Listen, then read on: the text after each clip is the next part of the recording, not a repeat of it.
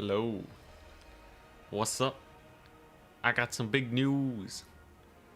On Saturday, I will be showing off the DLC units in all their glory and all their terrible strength.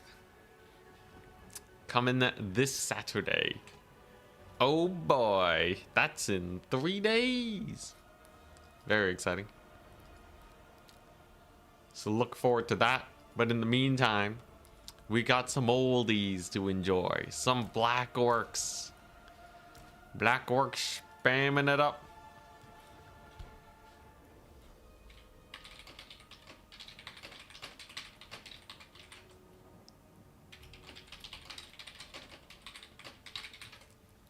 Alright.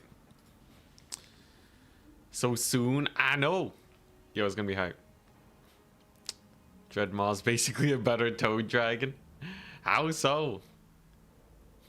Crumpin' time? Absolutely. These guys are insanely high deeps, right? So in theory, the thing that works the best with Black Orcs is something that makes up for their rather low melee attack. Because their melee attack is... it is pretty low.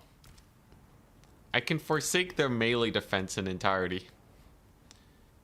Just give them a crazy here we go buff.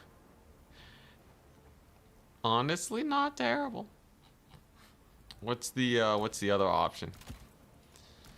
What other magic do we have? We have not much, right? I guess sneaky stabbing. 24 melee attack for 40 seconds. That's a long time. Here we go, lasts 38 seconds. Fist of Gork lasts 35 seconds.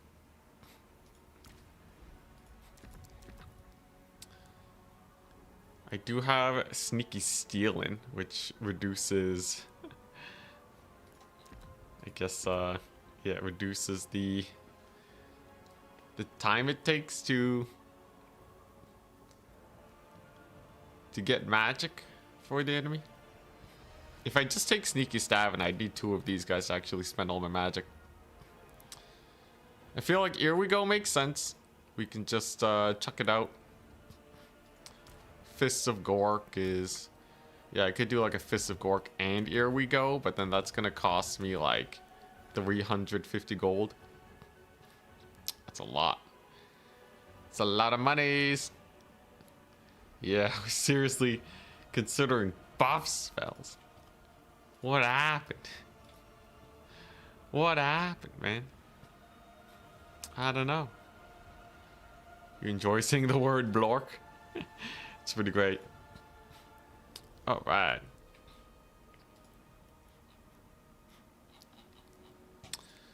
Let's go ahead and, yeah, I think we're all ready to go. So I'll go ahead and generate the bracket. And then click Advanced Swiss 3 times in a row, and that should generate all 4 rounds. And then we can get started. All right.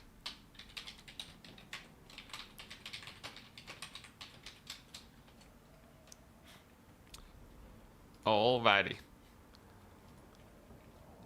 Here we go. First up, we're against Risotto. Very nice. Very nice. Alright. Let's do it. Wrong blocker. Let's go ahead and switch that up. I'm almost done editing my video, by the way. Should be out in 1 or 2 days. Right before we do the deep dive into all the DLC stuff. Yo, I can't wait. I can't wait. DLC's gonna be hype.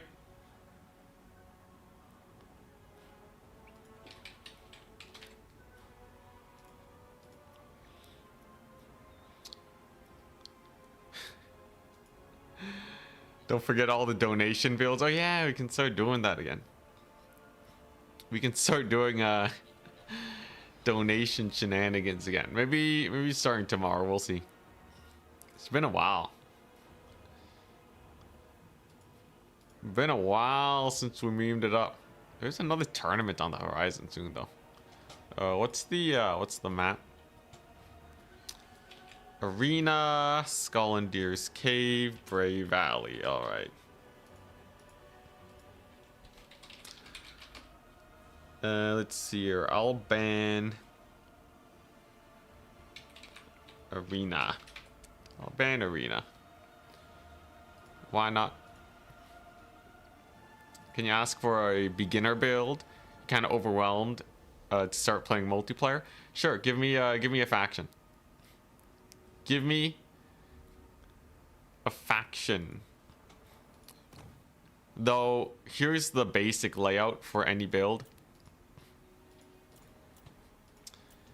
If you want a beginner build that will suit you fairly well, almost no matter what faction you're playing, your reinforcing army should be almost entirely cavalry with maybe 2,000 gold for like an emergency situation. You're like, man, I really keep dying to flame cannons or whatever.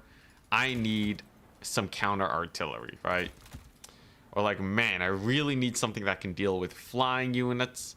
I'll take some counter flyers, you know? That type of stuff. Mantide, Sunmaker. Your main army should be consisting mostly of melee troops. Maybe you can throw in some elite stuff, right? Generally, if you're a new player, best strat, take a Footcaster, because they're cheap, with one spell.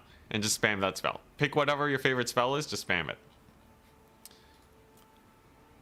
And then you save like a few thousand for range. I think if you're really new, you should only save a couple thousand for range units. So like I would take like 2 Null Ironsides and stop right there. Because melee units are by far the easiest to use. Melee infantry. So just take a little bit of range. And then yeah, you know.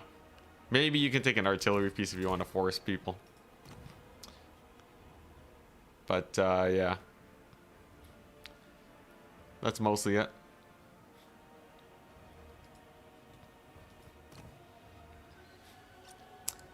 You like melee stuff and Kadai? Oh. Hell yeah. Dude, you love this build. Oh, this is great. Yeah, just copy this. Copy this. Astragoth, just Flamestorm. Ton of infantry. Spam Kadai and more elite infantry. And then you can take a train if you want to be fancy. But this is like classic Mantide Chaos Dwarfs. It's great. Alright, anyways, I gotta get to my opponent. Alright, so they're playing Kislev. Is Gaze of Mork good here? I feel like Gaze of Mork is not bad. Let's go with the why not? Why not run a little bit of Gaze of Mork action? Rugloods is like, you almost always have to take Rugloods if you're playing Greenskins. Rugloods are seriously just that good. And against Kislev cavalry, I just gotta spam yeah, just a little bit of boar boy action, right? Overall, Kislev is not. Kislev ain't too bad in general. They're not impossible to deal with. They do have a lot of nasty ranged. I'll give them that. On a map like this, do I want trolls? Trolls might actually not be terrible. Get some stone trolls in there. Then again, Kislev has so many ways to route units. So maybe not. Maybe not that. They could also go for the SE core. Single entity Spammerino. That's also pretty scary. But yes, feels okay. Maybe some Orc Boy spears. Are they even good at stopping Kislev Cav though? I feel like I just want more Cav. Like as the Greenskins, you know, like why not just spam a ludicrous amount of cavalry? Why not? Next game, Spider Maxing. Oh boy.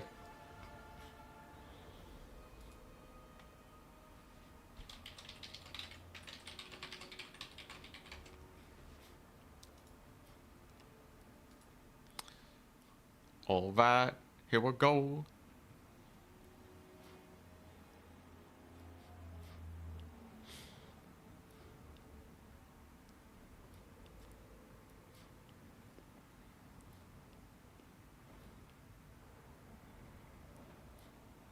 Oh yeah, Turn's Discord is by far the one of the most amazing places for getting help with multiplayer. There's a lot of people just discussing multiplayer all the time there. I think there's specific faction channels too. So if you want to learn like one faction, you can find your people. Stone Trolls are good in this matchup, really. Well, whoops a daisies. I didn't take any. Oops, all black orcs. How's the Greenskins versus Kislev matchup? Kislev has a lot of like terror bomb strategies, which is pretty sus for Greenskins. But with this many black orcs,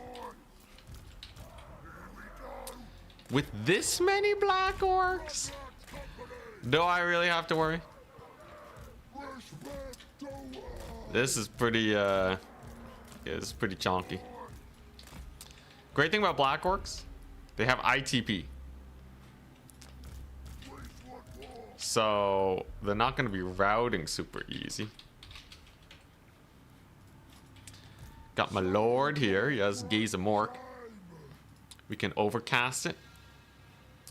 Increases its damage by quite a bit for only slightly more wins. We are going to see the SE max build, alright? Now, Mother Sankhya, if she casts a spell, she gives spell resist to these guys. Yeah, the Incarnate already resisting 40% of damages.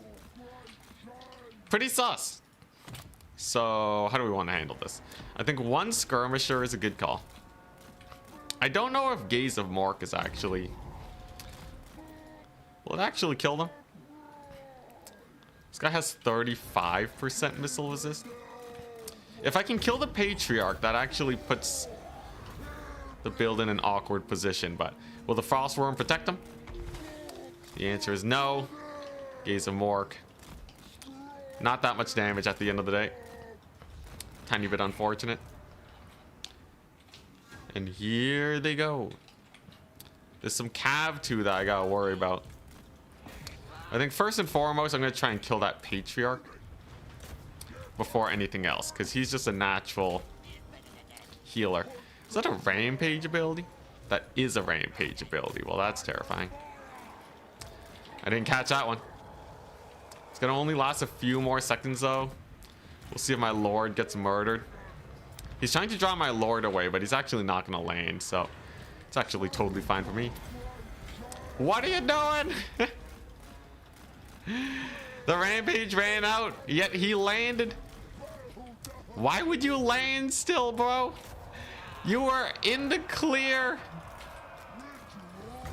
All right, we're gonna have to cast some spells then. Unfortunately, my lord's a buffoon who seeks death. Thankfully for me, we will be able to hopefully get a disengage with him. Oh my god, what an absolute buffoon of a lord, man. At the very least, the Cav is dead. Even if my lord dies, it ain't the end of the world. As we still have Many a tool here at our disposal. God, he was home clear though. What the crap? He was safe. Self-rampaging Lord OP. Yeah, that's gonna be a problem.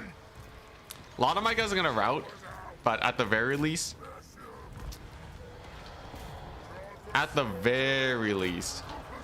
we killed off most of the Kislev cav here. The incarnate elemental of beasts is looking a little worse for wear too.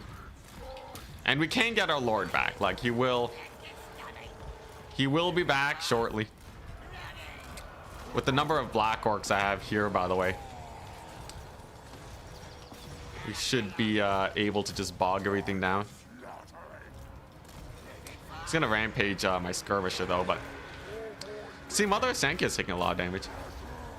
I think straight up we just want to activate unstoppable choppas too, because the DPS here is, I think, the most important thing. So I'm gonna see if we can use that to our advantage. Most of the hits here will be coming from charge bonus attacks anyways, so having a little bit of extra damage should, in theory, help us out here. And it's just one at a time, right? One at a time. We're gonna take out this incarnate elemental, and I'm just gonna resummon my lord. There's an ice maiden here, by the way, with Death Frost, which is kind of crazy. I feel like a Death Frost ice maiden doesn't really contribute much in this situation. And as it turns out, black orcs are chads. Oh my gosh, I think this build is much more used to dealing with cheaper greenskin infantry. But against the black orc block, it just has no leverage. This build's pretty impressive. I played it before. I know that against the chaff spam, it's just like you're constantly getting your units routed off and it sucks. But black orcs don't give a crap. Not a single crap. Kaboom, baby! Rampage me now, you piece of crap. Yeah, that's what I thought. She thought she could rampage me again. Not today, Mother Stank ya. Not today. Oh my god. Sniped out of the sky. And by the sky, I mean the ground. Deletion. And that's gonna be it. That's gonna be it for the poor Kislevites. Unfortunately, yeah, black orcs are just insane. Black orcs are crazy. Chop, chop. Yo, this is crazy. This goes as expected. Greenskins struggle in multiplayer.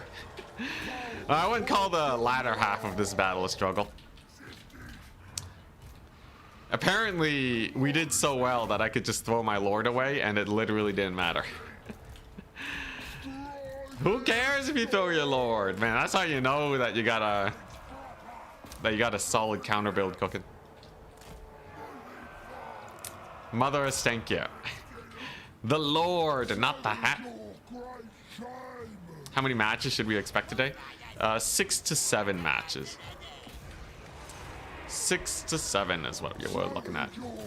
But yeah, we'll just murder ourselves, a little foster worm action. And GG. Very nice. Game number 1 is ours. So that was chill. Very chill. Black orcs. Black orcs are good. There's Greenskins versus Kislev. And the Greenskins have achieved victory.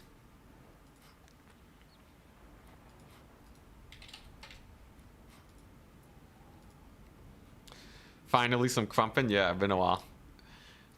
So that was pretty good. Black orcs got insane value. I think they're actually kind of like a counter to this build. I don't know if you could like the thing is, this build's gonna be way worse against like sled maxing or something. But I think most Kislev players would be pretty insane to bring a bunch of sleds versus Greenskins, as they're naturally pretty resistant to kite anyways. So I'd say this felt solid. I like it. Mega value. Oh my gosh. Ginormous value.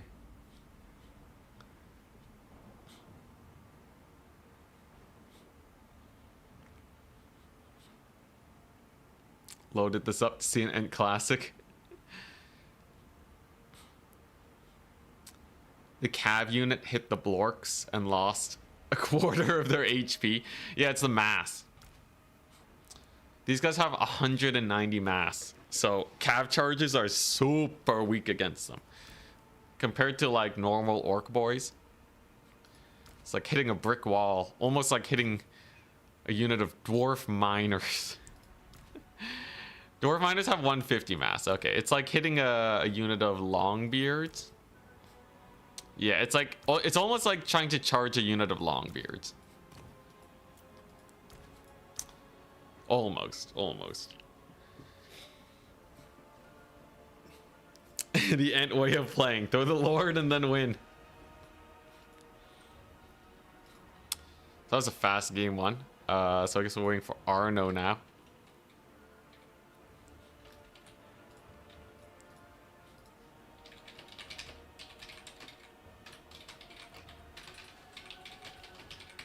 And the great thing is if we finish our 4 matches early, we can cast a few games.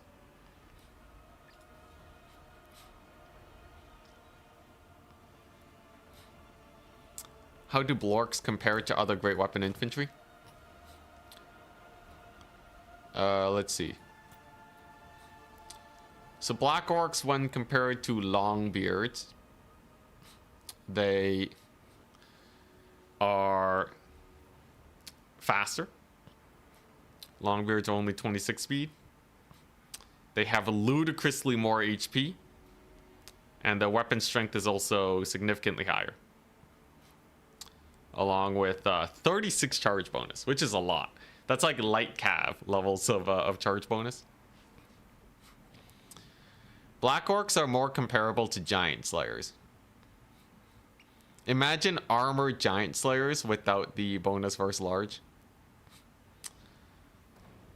Then you're getting close to Black Orc levels. Now, one might want to compare them to great weapon infantry like, say, Nurgle Chosen.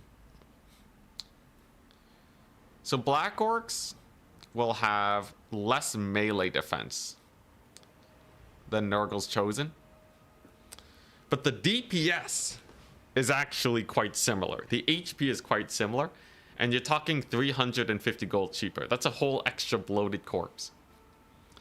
So would you rather have 19 melee defense on your Black Orcs or a whole extra bloated corpse worth of money? That's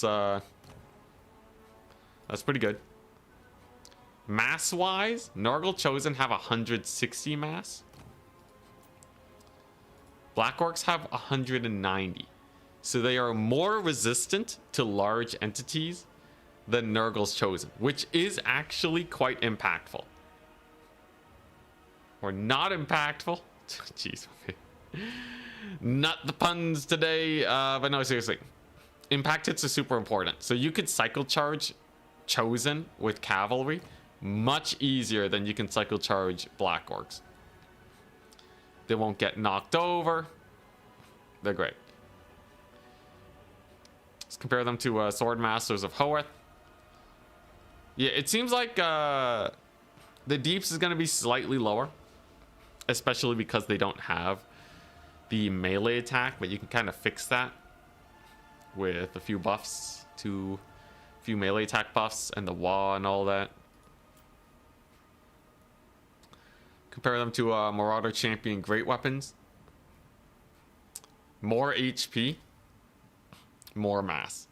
So Black Orcs on the whole, it seems like compared to other Great Weapon Infantry, they're heavier and they have more HP. So they're just much more damage resistant. Even though they might technically have less melee defense, weirdly enough, melee defense is not actually a very good stat in this game because it's often being negated by, you know, like charge bonus. It's often being negated by impact hits. There's just a lot of ways to increase melee attack. So it finds itself constantly being mitigated. Black orcs, they say, I don't care about melee defense. I just give you what you want. I give you a high HP, high mass, high armor unit for a cheap price, you know? It's like you go to Walmart, maybe it's not gonna stand the test of time, but like it's gonna do its job well, you know? Gets the job done. Cries in Ironbreaker. Ironbreakers are close. I feel like they might actually see play in other matchups or in other factions, but on dwarves, unfortunately, they're too slow. Way too slow. Oh my god.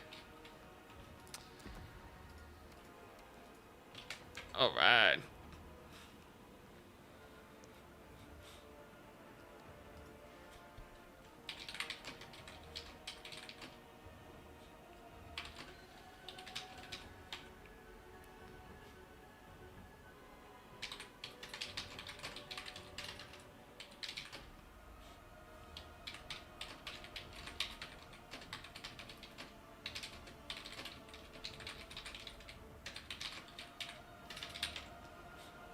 All right.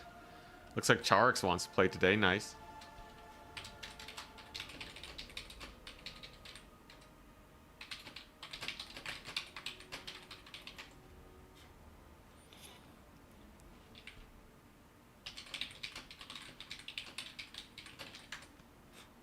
All right. You wish hammerers were more expensive? Evil. So evil. All right. Oh yeah, Crimson Killers. Crimson Killers are hype. But yeah, we are in a greenskin mirror match now. And I'll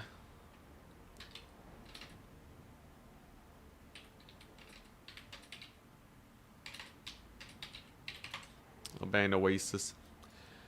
All right, let's do this. Greenskins v Greenskins. Quite the loreful matchup. If I just spam the great weapon dudes. So Crimson Killers, they have significantly more stats and bonus versus infantry. Holy crap, 72 weapon strength. They don't have that much AP though, but they make up for it for having a ludicrous amount of base damage.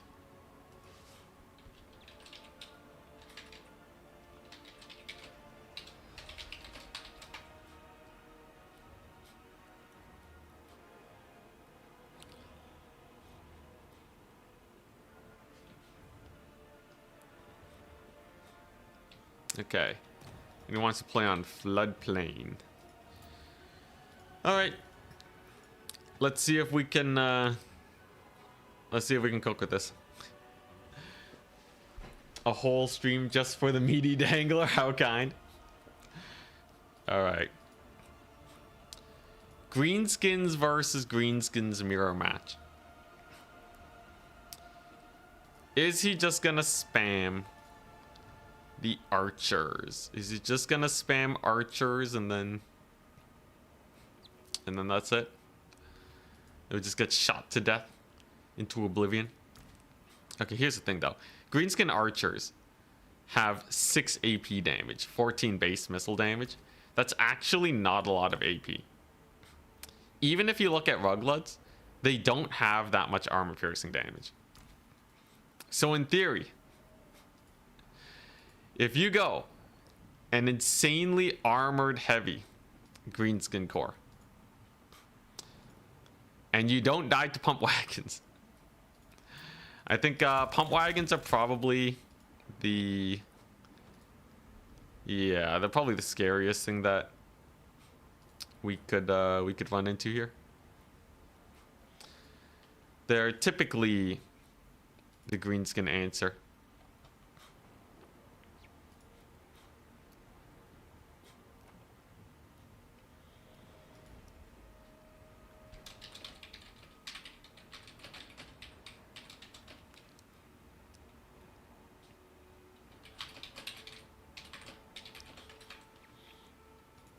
All right. Let's see here.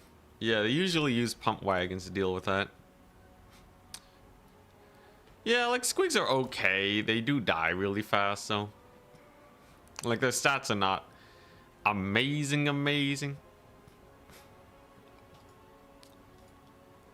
Let's see here. There's not a lot that actually has armor though outside of black orcs. I think I have enough to deal with the archers. I just got to make sure that my guys actually stick around, right?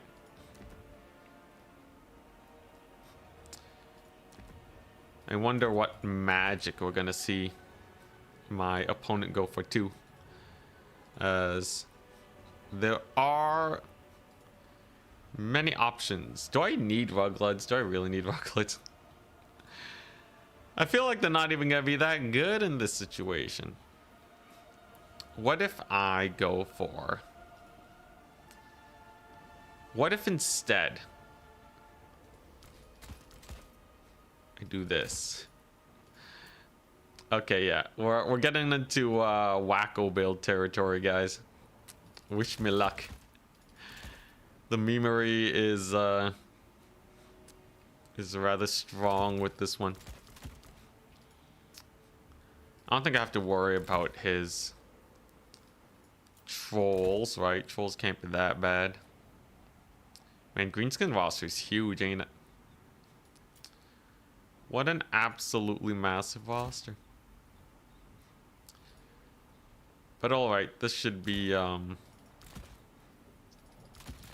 yeah. Oh, this should be good. This should be good. Alright. I'm ready. We got our black orcs. We got the support tools. There's no way Greenskins can beat this build. Unbeatable Greenskin mirror build. Web flingers and doom divers annoy archers. I need more than just annoying archers. Spider Max. Spider-Man build. Sounds like it could be fun. It's one of the few matchups where you think Azag is good in. Oh yeah, that makes sense. The Spirit Leech. Azag's pretty good with that. I've just gone for the normal Gaze of Mort caster though. He's just a solid guy. But yeah, it's time. It's time for more Black Orc action. So once again, I have a ludicrous number of Black Orcs. We have the Crimson Killers. Killers, my bad. And I have Fanatics. Because why not?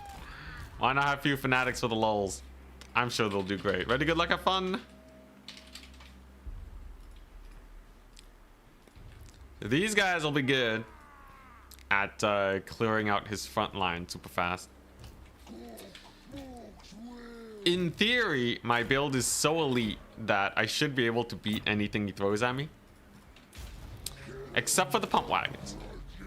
So if he does have a lot of pump wagons, potentially he can get some working. He does have the Azag.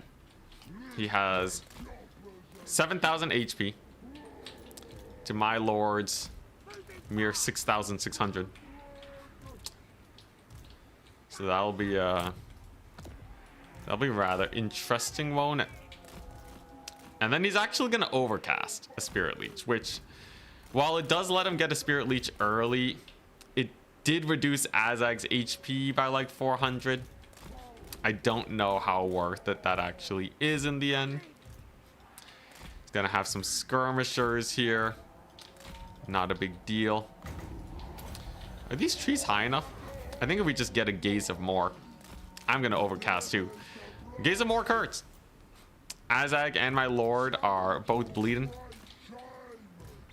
We're actually both overcasted. But my lord, I think it's cheaper than Azag. So if I keep this up, it should be a pretty decent trade. And he just has Orc Boys. This guy has spec'd into the early game tech tree. Meanwhile, we've gone for the true green tide. Elite for days. I'm gonna turn on the choppers because I can just rely on my armor to cook, right? And then I should be able to get some pretty nasty fanatics down the pipe. So the important thing about fanatics is you chuck them and then you retreat. If you keep walking forwards, you're just gonna charge into your own fanatics. Not a very pretty situation. We shall get the Black Orcs in though. Black Orcs capturing the point. Looking pretty good. We have more fanatics at the ready. We got another Gaze ready and waiting. Whoops, wrong ability. Come on, there you go. Just gotta chuck that out. And so far, Azag's bleeding a little bit. Black Orcs are chopping away with their massive deeps. He will get another Spirit Leech, but not a problem. As we continue to chill, I can get yet another Fanatic in. And then as long as I don't lose my Lord here, I'm happy. Oh, this should be a pretty good Fanatic volley too. Just right on top of all them skirms. Get another unit of Fanatics. The name of the game is DPS for this build. There we go. We're gonna get another one of these. Maybe I can finally get a skirmisher in. Azag's holding up though. The guy's cooking. And he's going for the kill.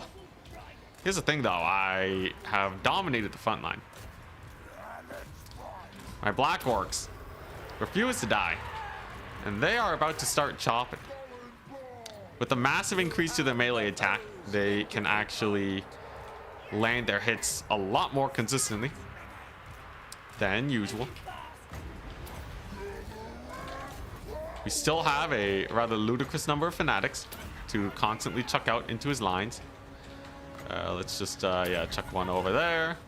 Just gotta cycle between my gobos, make sure the Fanatics are constantly flying around.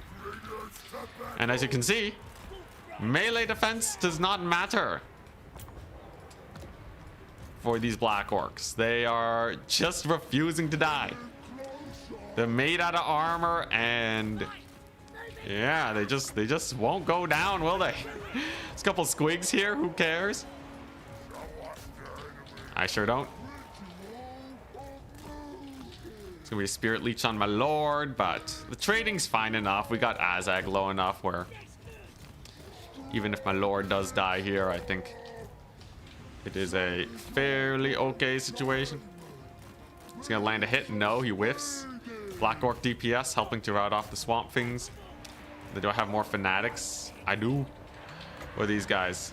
Some Savage Orcs? Yeah, let's just deal with them like so. Gonna keep dodging. Hopefully we can run Azag around. Should be fine. Run from the Azag, run! He might die before my Lord dies. It really depends on if he gets another Spirit Leech up. Unfortunately, my skirmishers are not landing as many hits as I would have liked to see, but it's fine. Do I have any more Fanatics? I do. Alright, let's get in there. Come on. This is a very high micro army, by the way. The number of Fanatics I have to manage is kind of ludicrous.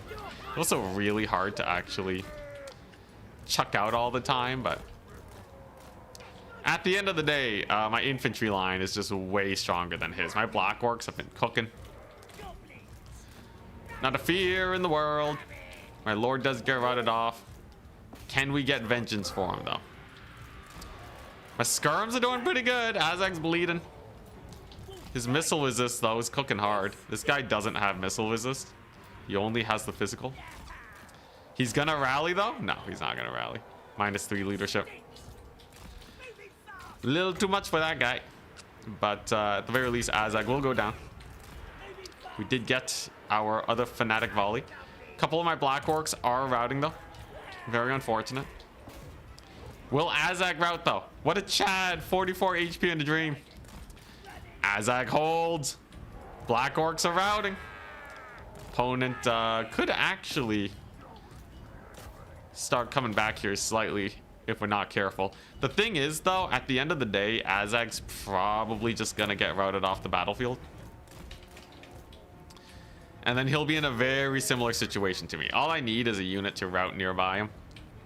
And then we're good. That's the plan. That's the plan. See how these trolls doing. We still have a little bit of skirmisher fire. That's good. He did capture the low ground, though. And Azag has landed in the trees. This guy. This guy, man. Alright, this should be a... Yeah, there you go. That should be a good fanatic volley, right? Only barely scraping those guys. Not the best. Could have been slightly better. At the end of the day, though, there's not a whole lot he can do. I can just resummon my lord. And then he'll have a basically dead Azag, which means the late game is gonna be fine for us, right? Do I have any more fanatics? Unfortunately, no more fanatics. I can desummon these guys, though, for 300 gold. I think we can make better use of 300 gold than keeping it locked in on them. He's low. Azag is low. Fanatics? No. Dang, I'm out of fanatics. What is this rip off, man? At least I still have some black orcs. They ain't doing bad, and once again, the Anticity Classic. If I just resummon my lord, then there ain't no issue. Come on, there you go. And he's back, and we can wall. It's gonna help my Blorc cavalry survive here just a little longer to fight these guys. Then we may finally kill the river trolls, and the hunt for Azag begins. You're thinking that fanatic mixing might be difficult to play against? It's difficult to play, though. Like, fanatics are super high micro. And I don't even know how much value these guys actually got. Oh, those are savage boys. Hey! That's a great thing about cheaper lords. Because, yeah, if you get that resummon off, now he's just screwed, right? Now he's just in a late game without his lord. Whereas a mid game without your lord is much less painful generally. There you go. Many routes abound. These guys do have like no melee defense though. I think I should probably... Oh crap, I had a whole black orc unit here. That's embarrassing. Slight embarrassments aside, we're going to check out our melee attack boost here. Let's look at that damage increase. That's going to increase them to 59 melee attack. So they should be able to land hits a lot more proficiently here. Problem is that many of these units are actually slightly far away. So for the duration of the spell, I feel like you really need a clean infantry engagement to really make use of that melee attack. It's not really doing that much overall. A little disappointing, I'm not going to lie. But at the very least, we know that this ability is a roughly even trade-off for the Black Orcs. So if I just kind of leave it on, it's not the end of the world, even if it is a slight disadvantage. Here come the skirms, though. He's taking another point. But everything's routed, man. This little section over here, they're all getting terror routed like crazy.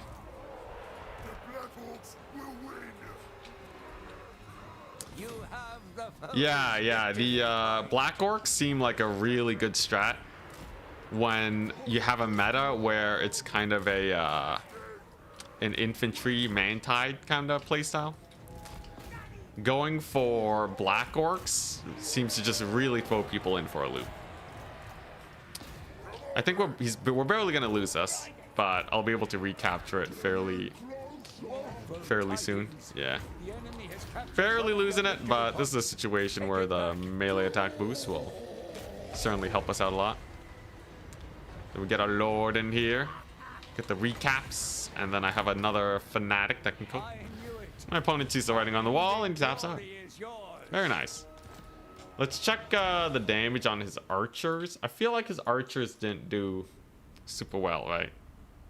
Yeah, okay, look at that. So you can see his archers just didn't cook because I had only armor. Instead, my Fanatics got 767, 600 value on that one. 554. These guys cost 500 a pop. Holy crap, yeah. Yo, they cooked. Fanatics were actually pretty hype. You just have to be able to use them all. Holy though, what the crap. Morgrub's Mangy Marauders with a casual 1700. I guess that's shooting Azag all game. Very nice. Very nice. And Squigs, yeah. See, Squigs, even when you send them on armor, they only trade it evenly. Like, it's not bad. But they don't really contribute to like the cav fight. They can be a little bit of a liability. I think Squigs are like, I only rate them as okay. Only as okay. Alright, so we're up against Gray Salvation.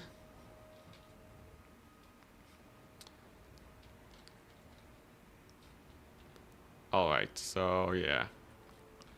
Waiting on them next.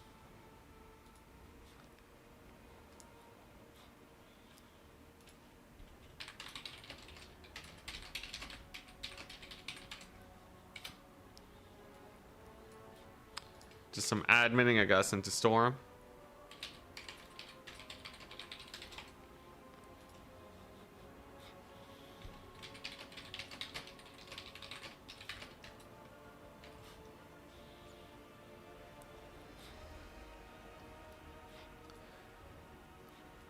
All right.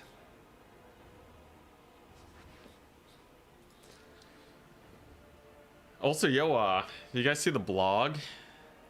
Aceland's Ship Company.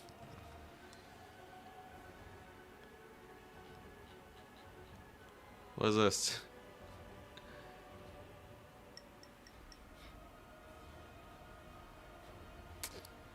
Let's see, a blog post for Sea Lord Aceland. I haven't actually looked at it. I'll just wait until I can show it off before we really deep dive. But yeah, Aceland stuff. How do you guys feel about him? You think it's hype? Was it worth the wait? Skycutter's gonna get the chaos treatment and cost near 2k gold. We'll see. I'll be showing it off on Saturday. I'm allowed to announce a schedule. I can show DLC units this Saturday. Very exciting.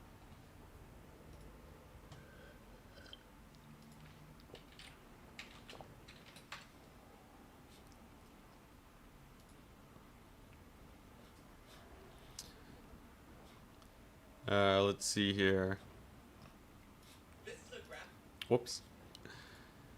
Gray Salvation is next.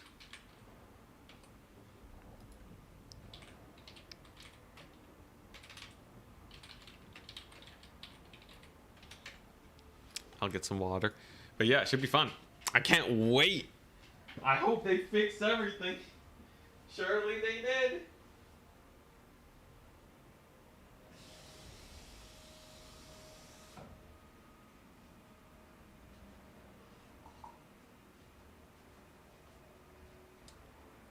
One big thing I'll be keeping an eye out for is unit control.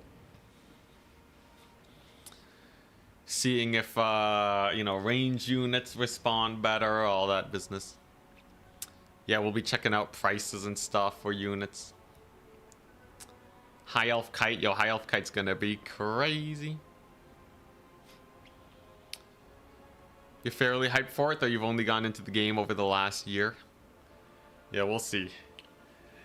It'll be a good event for the content creators, though. I just hope we don't have to wait another year for the next DLC. You just want Nurgle buffs? Yeah. I'll need someone to open up Warhammer to, like, compare units. Acelin is yet again a fully neutered AI faction that can't use sea lanes or navigate, being a horde. Oof. Did they confirm that, or is this a prediction? For me, honestly, it doesn't matter that much, but it is a little sad to see. If it matters to other people, it means that it would be nice to have around. Installing Warhammer again since the High Elves finally get some love. It's been many years. Last was Eltharion, wasn't it?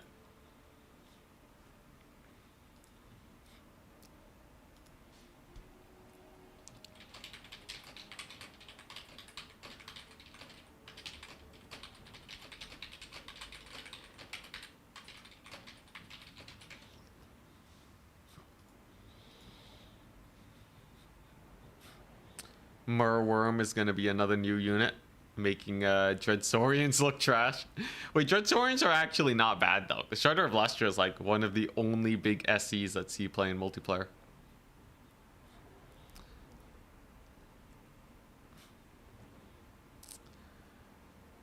I think it's more likely the Murworm is going to be worse than the Dreadsaurian. Just because, like, I don't know. If they give it really good animations, if it can impact damage, cav. Like, really, the biggest factor for whether or not a single entity does well in multiplayer is if it has impact attacks on cavalry. So, like, the Shredder of Lustria has really good impact hits. It just destroys cavalry like no one's business. So if the Murworm can do that, maybe.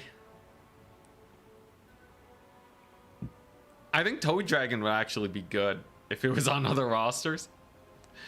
Like, imagine what Dwarves could do with the Toad Dragon. The 2100 gold Mega Beast causes terror. 25% missile resist, lots of HP. Good amount of armor. I think a lot of factions could actually make a Toad Dragon work. Compare it to a Shaggoth, right? Like a Dragon Ogre Shaggoth doesn't do anything to cavalry. This guy just dies to cav. Yeah, he has anti-large, but he doesn't have impact hits. So he'll just get surrounded and murdered. He's just there to duel. And a duelist monster, like the Slaughter Brute, is not worth it when it's this expensive. Duelist monsters, the most expensive you can have them be, is kind of in the 1,400 gold range. That's where you see the Carnosaur taken very occasionally. Optimally, we're looking at 1,000 gold. But like a heavy hitter, a big monster like the Toad Dragon, it's kind of like a mammoth. Except mammoths are kind of slow and lumbering. They don't have animations that like launch them forwards. They're also not that great versus cavalry. I feel like a Toad Dragon would like... Yeah, I feel like a Toad Dragon would be pretty hype. Maybe it's a little expensive, but... I think it's usable at least. Yeah, we'll see though. On Saturday... Saturday's the day. Oh my gosh, it's so exciting. I've actually been waiting a year for this update. We'll have content again. Oh my god.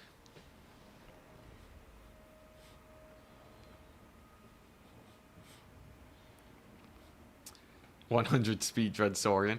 Can you actually buff it up that much? Lizardmen have a few speed boosters.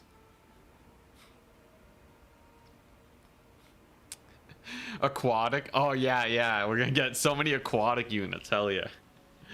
Are you guys ready for the aquatic meta? Map makers don't even use water because aquatic is like not a well-designed mechanic. It's just, yeah, I guess if the map has water, you'll just way overperform than usual. So most map makers don't even put aquatics. They don't even have water because it's such a downside. Like immediately, if a map has water, coast just becomes mega busted, right? Like, you know, like at least with trees, they're like pretty sparse, and a lot of units are balanced around trees. Units not balanced around aquatics, man. Oh boy. And like almost every map has trees. Not every map. Like, you know, it's very rare to find a map. Like, I think we have more maps with literally nothing than maps with water. Skinks. Oh my gosh, Lizardman OP.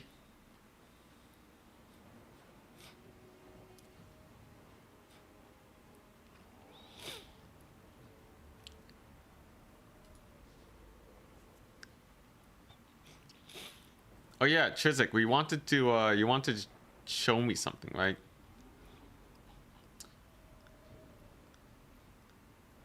What's this? You had like a weird forbidden tech. Is it like a 2v2 tech or what?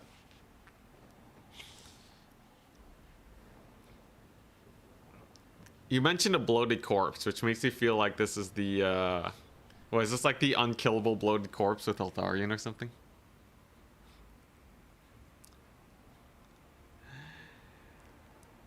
Is it a stealth buff? Is it a speed buff? People love literally nothing maps is the problem. It's not great viewing, but it's simplistic tactically, which appeals to some. I don't think that's a problem. I don't think that's a problem. I think we just need more water maps, and then for CA to actually balance around it. It's a 2v2 tech, alright.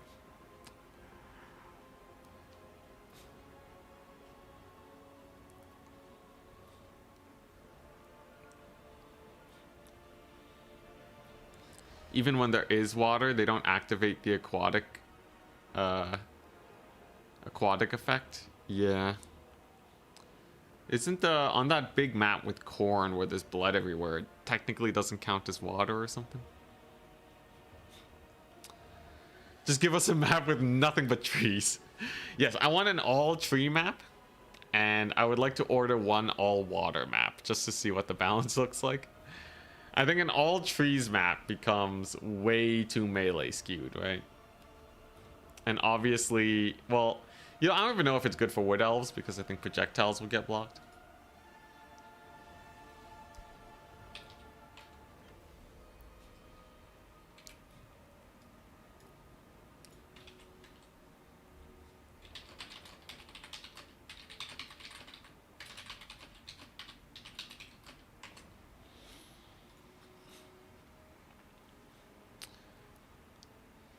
2v2 hiding under the coatl. Yo, imagine just like a final transportation on that. The whole army.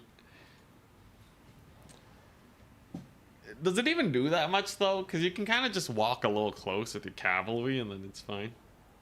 Then you counterbait it, right? You get some, you get something to shut that down. Or you coatl the artillery pieces. I don't know. Stealth is not that useful most of the time. The only exception is with skirmishers. But there's no like there's not a lot of 360 units that don't already have stealth.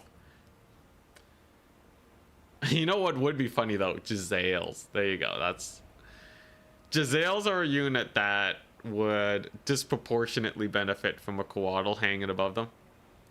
Because then technically you can kill all artillery pieces in the game very easily. Unless they reveal themselves when shooting. Then it's useless. I assume the Quaddle does not give snipe, so never mind. It sucks. Super garbage. Hope I'll play more 2v2s. If Turin keeps hosting 2v2s, I'll probably play more. Bloated Corpse plus Skitter Leap. Yeah, that's jokes.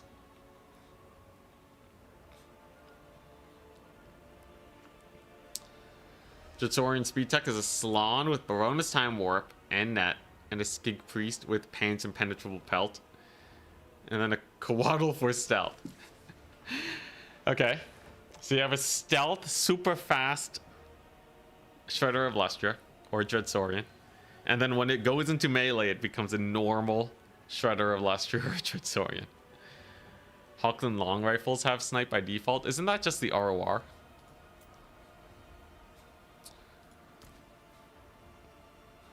Oh, dang, they do have snipe. Oh, dang, okay, yeah, so that's the play then, right? So, yeah, you go Quaddle and 4 Hawkland Long Rifles. You just sit there and shoot their faces off. Or you get rushed, and then you're screwed because you have a Quaddle. Aw, yeah.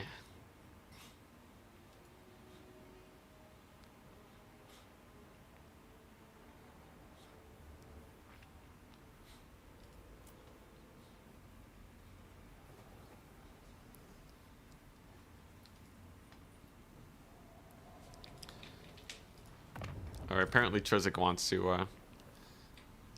to show something.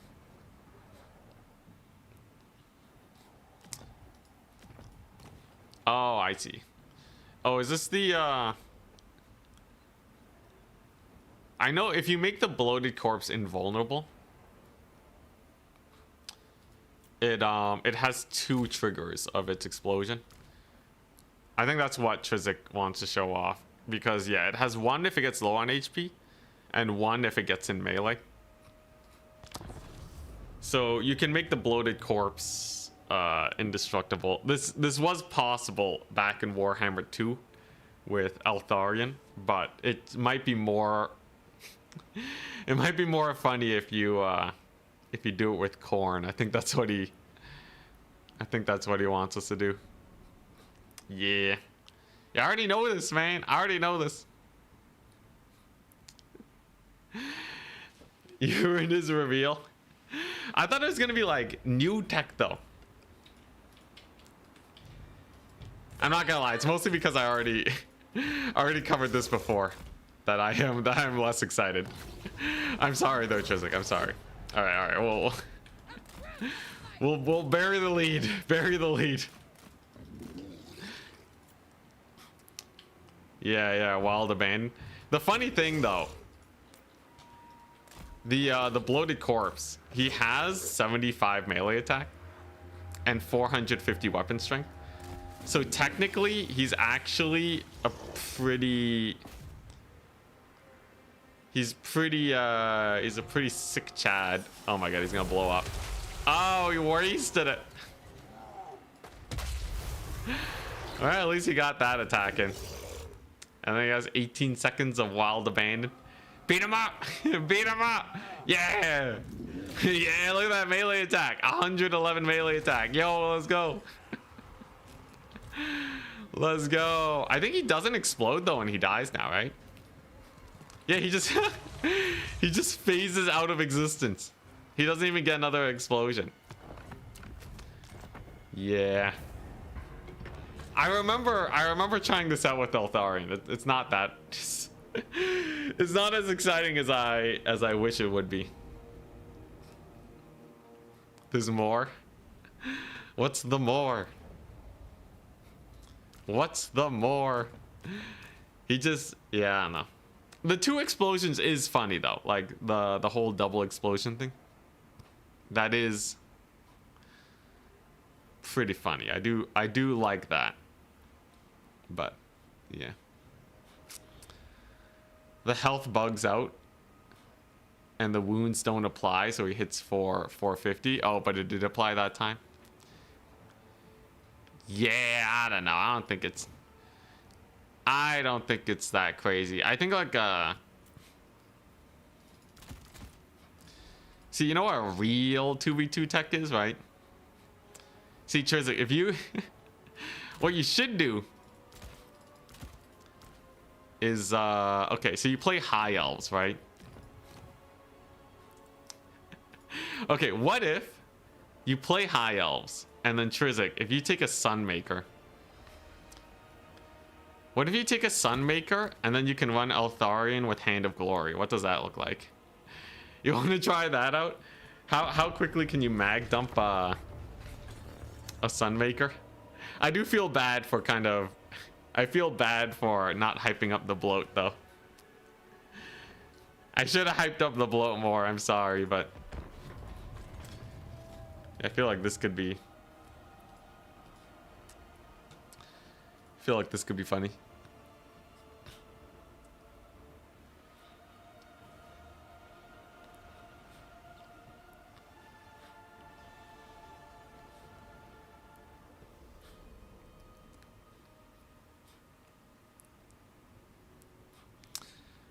Alright, but yeah, how fast can you get it? The problem is that units have a minimum reload time. Mass bloats under a Coatl. Man, I wish... Okay, oh, you want to try out... I was thinking grenade launchers and outriders. Alright, so what if I... Yeah, if I Hand of Glory outriders... How quickly did they shoot? Looks like their reload time is 5.2. Man, that's kind of sad. That's kind of sad. It's not doing that much. It's not exactly mag dumping. Get the grenade launchers in, man. We need the grenade launchers. Also, I need cooldowns.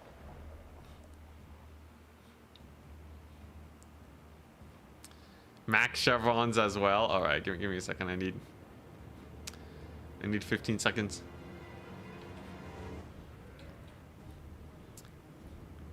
Oh, Kaiser Wilhelm, first time chatter on Twitch. All right. Hopefully he doesn't get the shot off right now. Okay, there you go. That's buff. So you can get grenade launchers to 6-second reload time.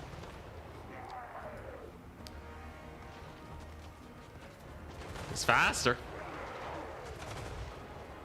Yeah, I don't know, man. This doesn't feel great. This doesn't feel that amazing, does it?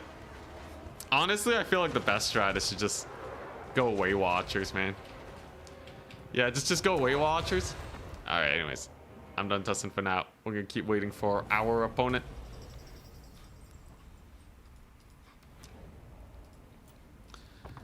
We have a match to wait for. Yeah, these combos are too complicated, man. They're too complicated. You know what you should do? You should go Way Watchers. Okay, what if you just do something simple? 2 units that are actually really good. Instead of combining something bad with something good, what if you do something good with something good? Like freaking Malachi. Malachi with Way Watchers. Think about it. Now that would be insane.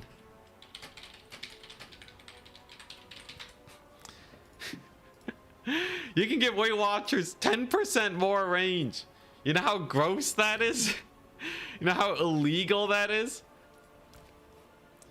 Imagine these guys rocking over 200 range. They're gonna be like lead belchers. Now that's disgusting. All right, that's where the cooking begins.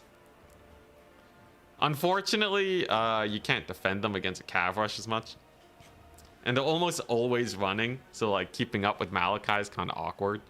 But 10% more range, 10% more damage. It's like you get 40% more Way Watcher for your Way Watchers. That'd be sick. You just need to have someone that can actually use Way Watchers properly.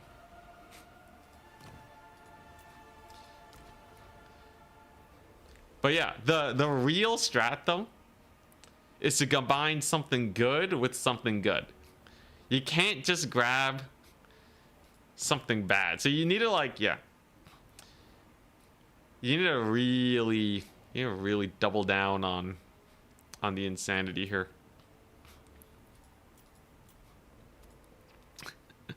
Or if you just go dwarves and chaos dwarves. Death Shriek rockets are basically undodgeable. You can get a Death Shriek rocket with 464 range. That's insane. That's crazy, man. I think, yeah, that would be really crazy. You can use Malachi with Jezzails. You can, yeah, Malachi with Jezzails and like Warp Lightning Cannons. Getting like almost, you know, you're on your way to 500 range.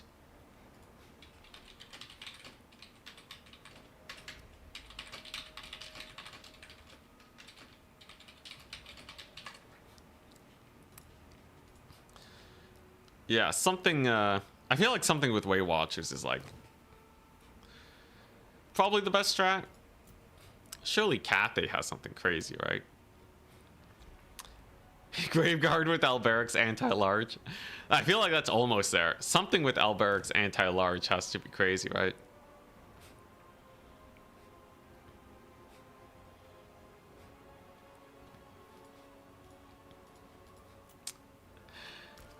Let's see here. Honestly, I think the best strat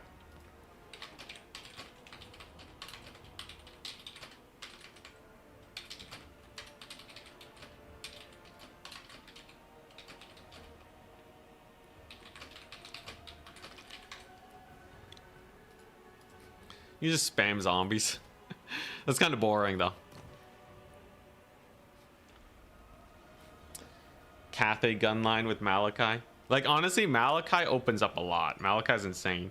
Way Watchers are really good though. Like I think Way Watchers will win most fights, even if there is artillery. Way Watchers are really good at getting shots in between artillery shots.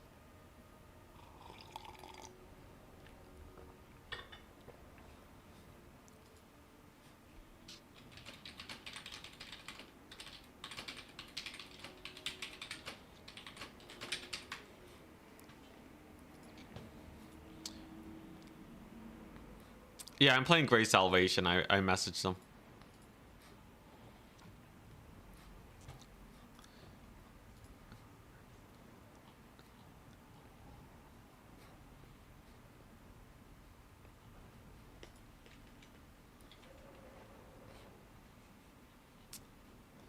They haven't messaged back there yet, though. I'll send another message. Is there some way to make Wrathmongers even better? Not really. Then again, Wrathmongers with healing is like... You know what? The dumbest thing that's probably really good is to take Wrathmongers who already have 35% magic resist, and then you get a damsel. You get a damsel with the aura of the lady. So then you have Wrathmongers with spell resist 10%. So you can have a corn army with 45% spell resist. And then she heals them with Earthblood. And then there's nothing you can do because, well, you can shoot them, but yeah. Honestly, another really fun combo. Grail Relique with Greenskin Infantry is ludicrous.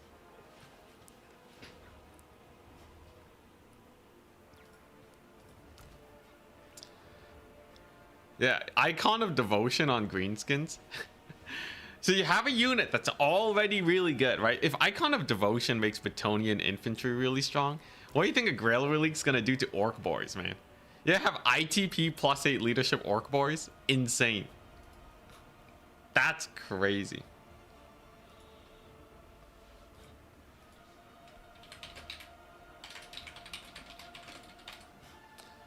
That's crazy. Anything that increases projectile speed? Yeah, I think when you increase range, projectiles like speed up or something. I don't know exactly how it works, so.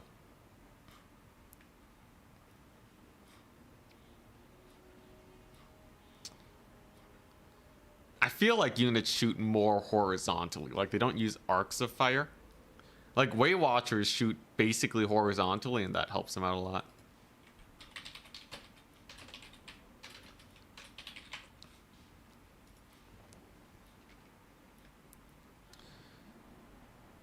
Dreadsorian with Elberic.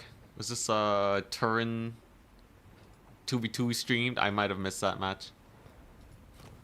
But, yeah, honestly, Grail Relique with any good infantry is really nice. Hell, even just a Grail Relique with Khorne infantry.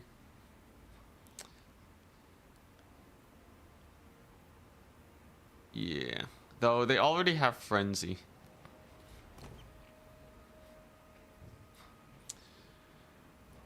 Let's see here. Who has, like... Who's, like, a really solid buff? The Demons of Chaos. Do they have anything?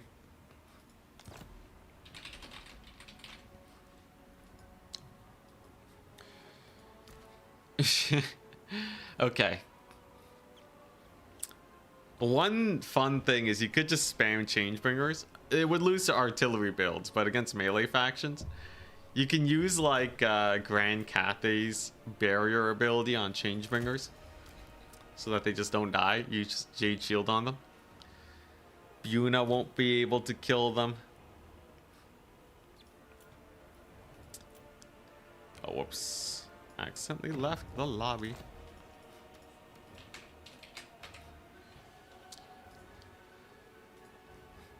Alright. Just waiting on my opponent. He's unfortunately taking a little while.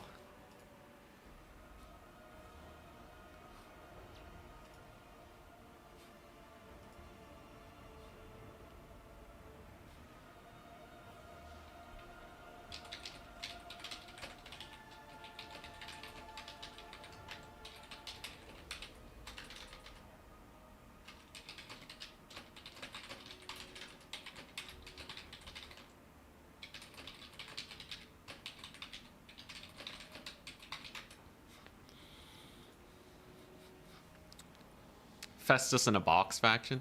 I think like a lot of these might just get shot to death. Like box builds are just bad in domination, so you need to do a normal domination strategy, but better, right? Honestly, one of the best strats, I'm not gonna lie. If you just do this, all right, ×2. Imagine you have both players do max Glade Guard. What the crap is anyone doing versus 24 Glade Guard, right? There's basically nothing. There's basically nothing that beats this.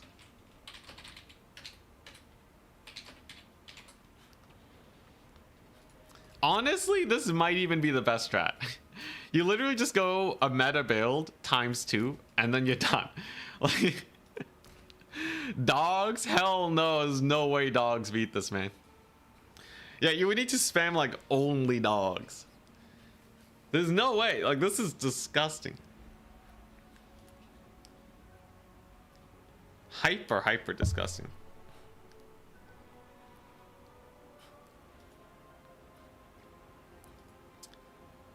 You want to, what's it, Trizik? You're showing Beloved Son of Bretonia.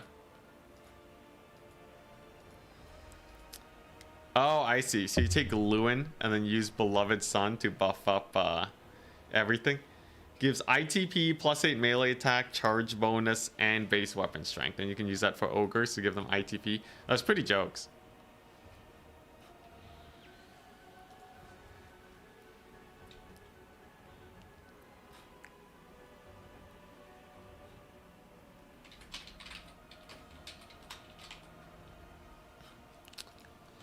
Yeah, Lewin, Beloved Son of Bretonia. I think someone mentioned on Twitch chat.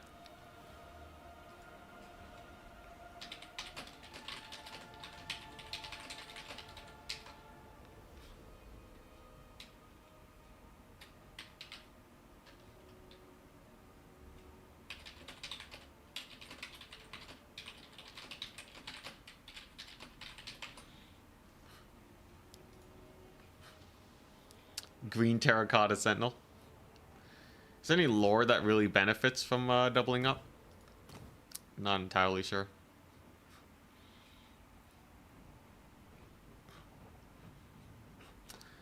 Zote spam, net spam, Dreadsorian. Let's hear it. So we're talking just ludicrous word save. Okay, wait. There was a discussion earlier.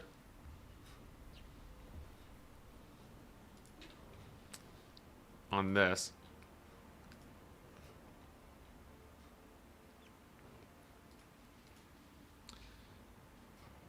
Crystal Sanctuary.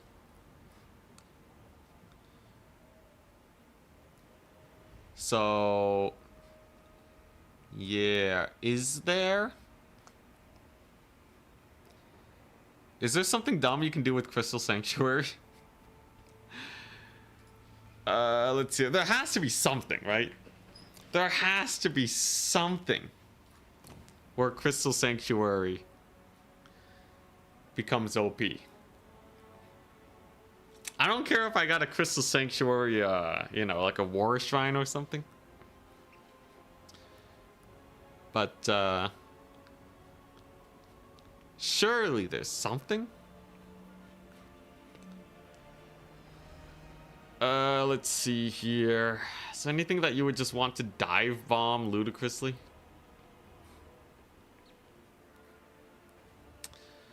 Yeah, you can take a lot of lures for heals. Like, Nurgle has a really good AoE heal. I think stacking healing lore passives is definitely a nice little upgrade, but it's not exactly like a huge play. You still need like a win condition.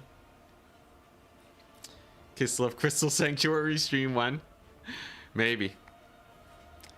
Just do a tournament stream where I have to take the worst spell of the faction. Crystal Sanctuary plus bloat, yeah.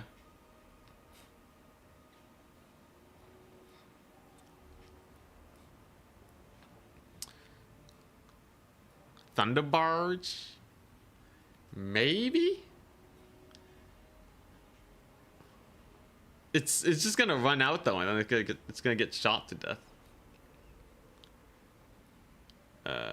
Like, I feel like a War Shrine's not the worst. You can also use it on a Mammoth.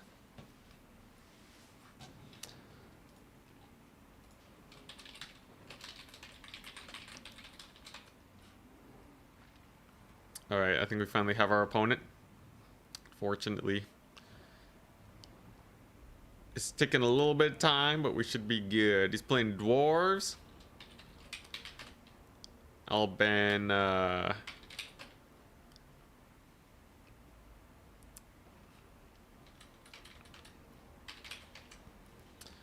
ban Jade Tomb. So we're either on a Ragnarok Lair or Imperial Ambush. It's time.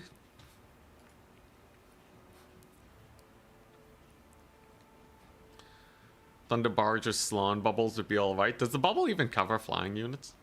I don't know if it does.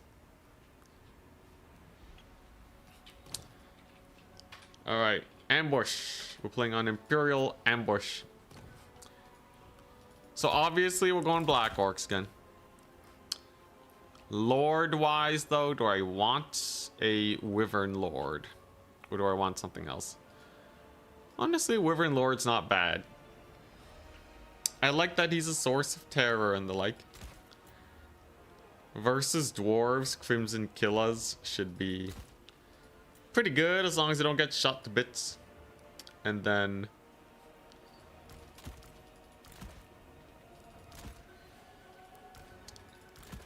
yeah, maybe a little vanilla, but I kind of like where this is going.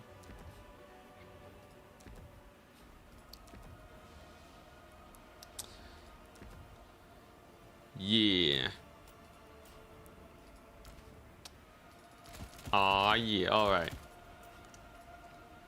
Is this, I know Nasty Skulkers used to be popular versus Dwarves.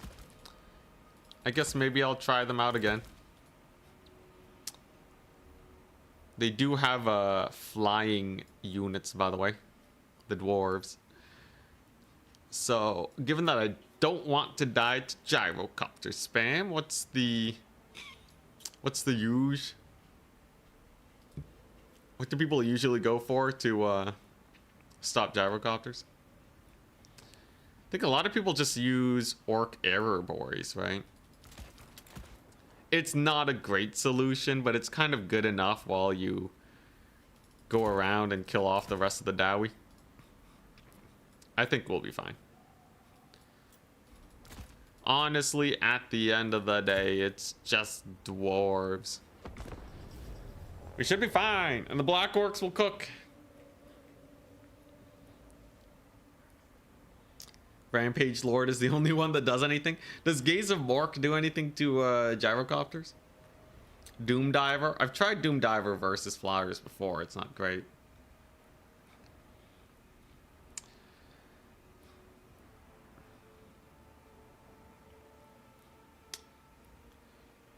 You know, a Kislev rush with Croak would be kind of funny. Croak has a 44% ward save bubble. So you can plop that down on the Kislev unit, plus the missile resist. They'll take like no damage.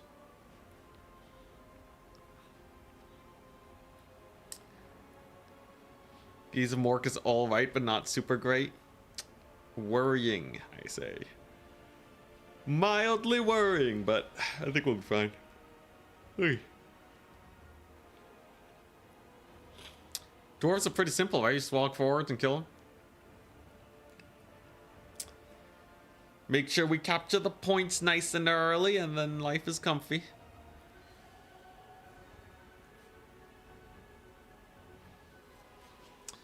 I have a plan.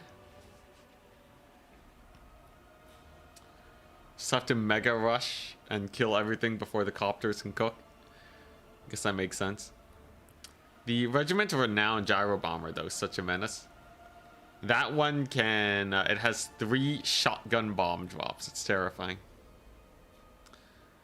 Very strong indeed.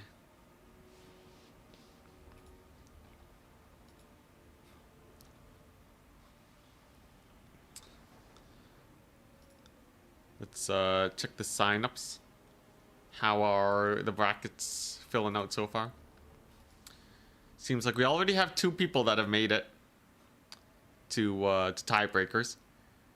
Rangito, Navigator. Then we have a lot of contenders. Me, K-Nate, Nerd, Kite, Joni, Ponty, Meat Not Included, Scythe Sleuth, Charix, Big H. A lot of people trying to get to that tiebreaker slot.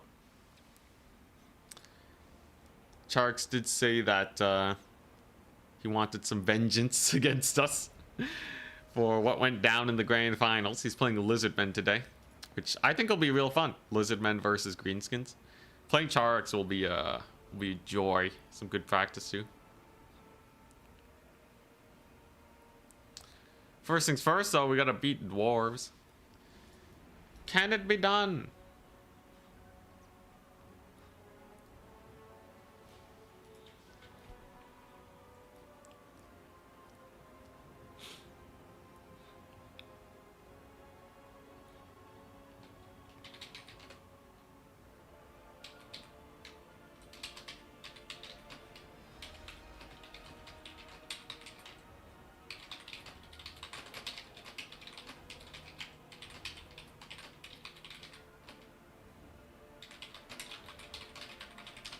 And my opponent's gone.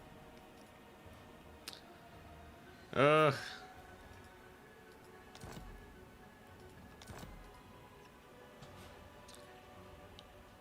Charix is out for blood, yeah.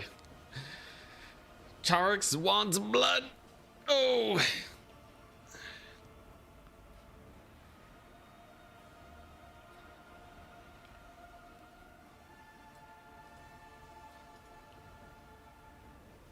Greenskins cook lizardmen. You say that about all greenskins. Actually, maybe not all. Greenskins seem like a fairly safe faction, though.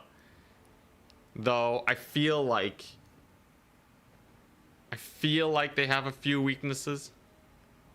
I did lose to Greenskins versus Dandakan, but that was only because he caught me out with my Hell Cannon just dying for nothing.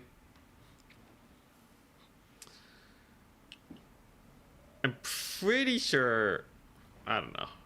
They feel like a solid average faction. In terms of overall safety, they're one of the safest factions to pick. I think that's for sure. So if you feel like you can outskill your opponent, Greenskins might just be the way to go most of the time. Maybe worth learning until, unless, you know, some big weaknesses start getting exposed.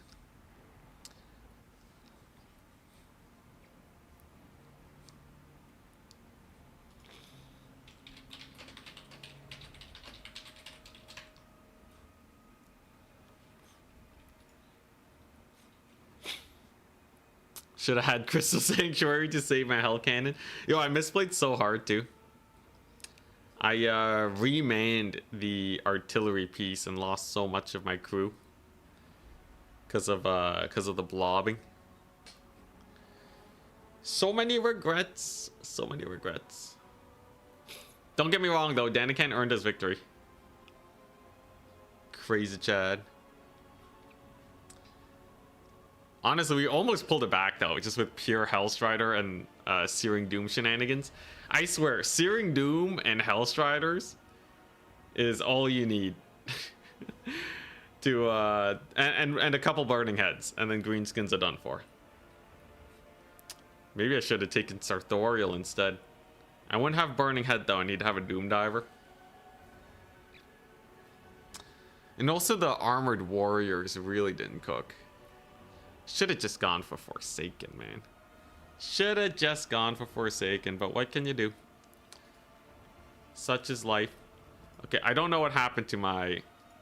I don't know what happened to my opponent. I might just... Is Kite already waiting for me?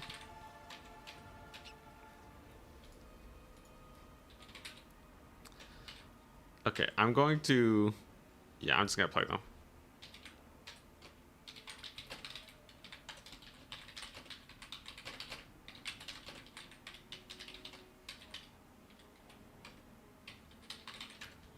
Alright. We're gonna play our next opponent in the round instead because I think my current opponent is getting a few too many technical difficulties.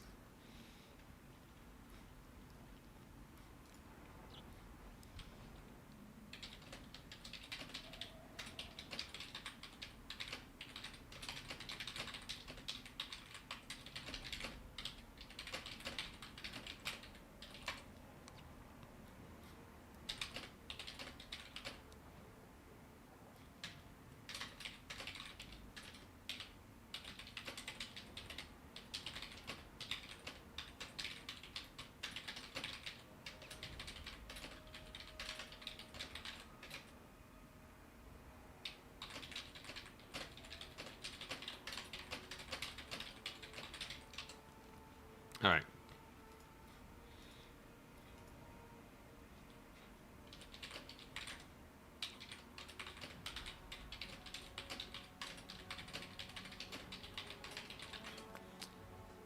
All right, here we go. So we're gonna be up against Kites. I'm Greenskins.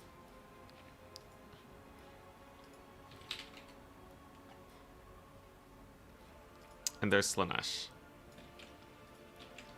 I see. Alright. I'll ban Altar of the Champion.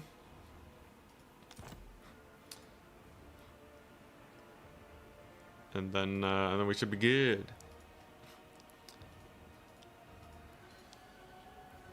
And then we should be goodies.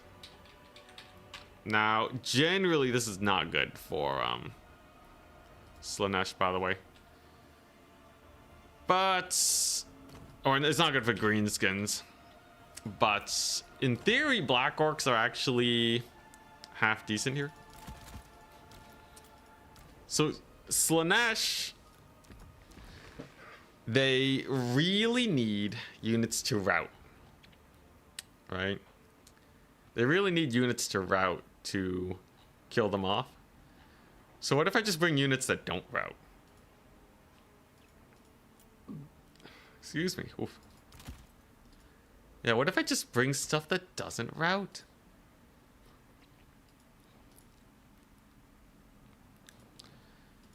Then I think Slaanesh is screwed? I don't know, man. We'll have to see. Let's see here. What do I want? Do I want this unit? Double big spider. I think double big spider is pretty fun. I kind of want to try another shenanigan though. Okay. This might just be hype. I don't know, man. I can't tell if this build is terrible or not. So you do have to be really careful about demons. You need at least a little bit of damage to, yeah, to manage demons.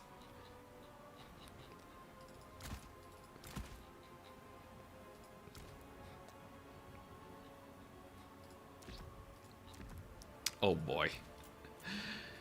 Oh boy, alright, this is a crazy build. I'm not letting him farm up his army passive, I'll tell you guys that. Guy is absolutely not gonna get any passives. And then after all this, then yeah, I take one of these. Then I'll take one of those. And then another one of those. This is a ludicrous build. If this works, you can consider me quite surprised.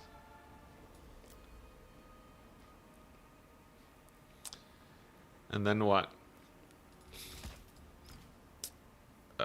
Anything good here? Not really. You know, maybe this. Oh my gosh, this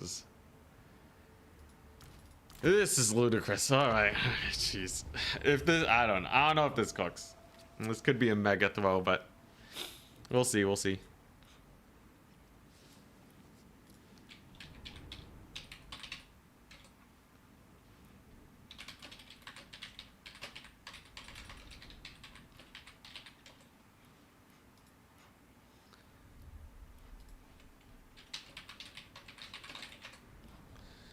All right. I don't know what exactly he has, but with a Ruglad's Archer and a million Black Orcs, I think we can just box and win here.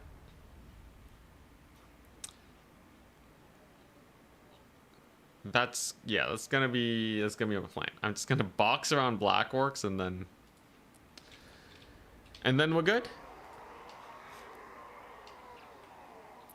We get a reaction to the Acelin vid that was dropped today.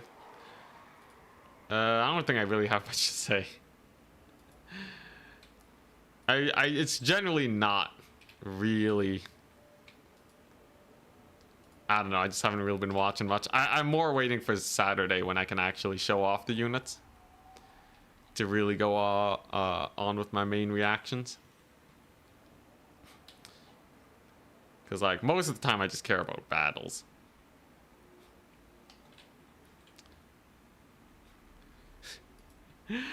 Yeah, like, when I do play campaigns, I don't even use the mechanics very often, I'm not gonna lie.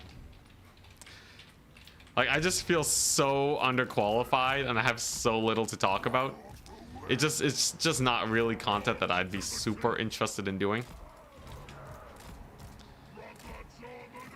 I'm not like completely disinterested from it. I just feel like I have nothing to talk about. I'll definitely have a lot more to go on Saturday though. Like Saturday's gonna be a full day stream, that's for sure. All right. So this is my build. Hope you guys like it. He has a Zazel, he has a Rampage ability. My lord is gonna die, most likely. But yeah, here's the plan. I brought 1,000,000 SEs. And then a bunch of black orcs. I also brought like way more spells than I probably should have. But I'd rather be prepared for anything. I brought Mumbo Jumbo Chant.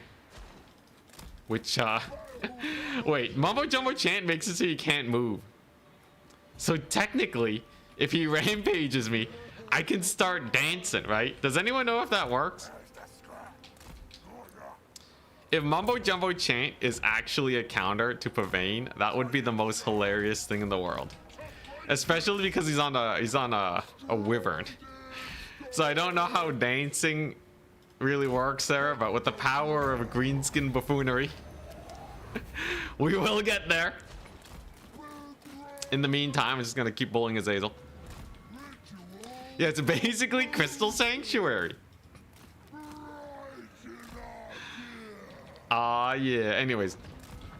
A lot of these spells are basically win conditions. And I kind of have to bring Ed, but I guess I didn't have to bring all the attack spells and stuff, but I didn't really want to bring more infantry anyways. So, this is what I've settled for. Each cast of my Gaze of Mork is basically like a mini Spirit Leech on Azazel. We've already taken out 1,500 HP off of him. So I can be pretty happy with that. And then we have our archers here. Now, if he had the new crossbow unit, totally different story, right? But in this case, he does not. So we are supreme. There we go. Is this dodgeable? Ed bottom. Decent damage. Like, it's still probably worth my time going for that. Alright, so you just want to countercharge the Forsaken here. This guy's gonna give his little melee attack boost. And then we'll get the Acid Burpa in here soon enough.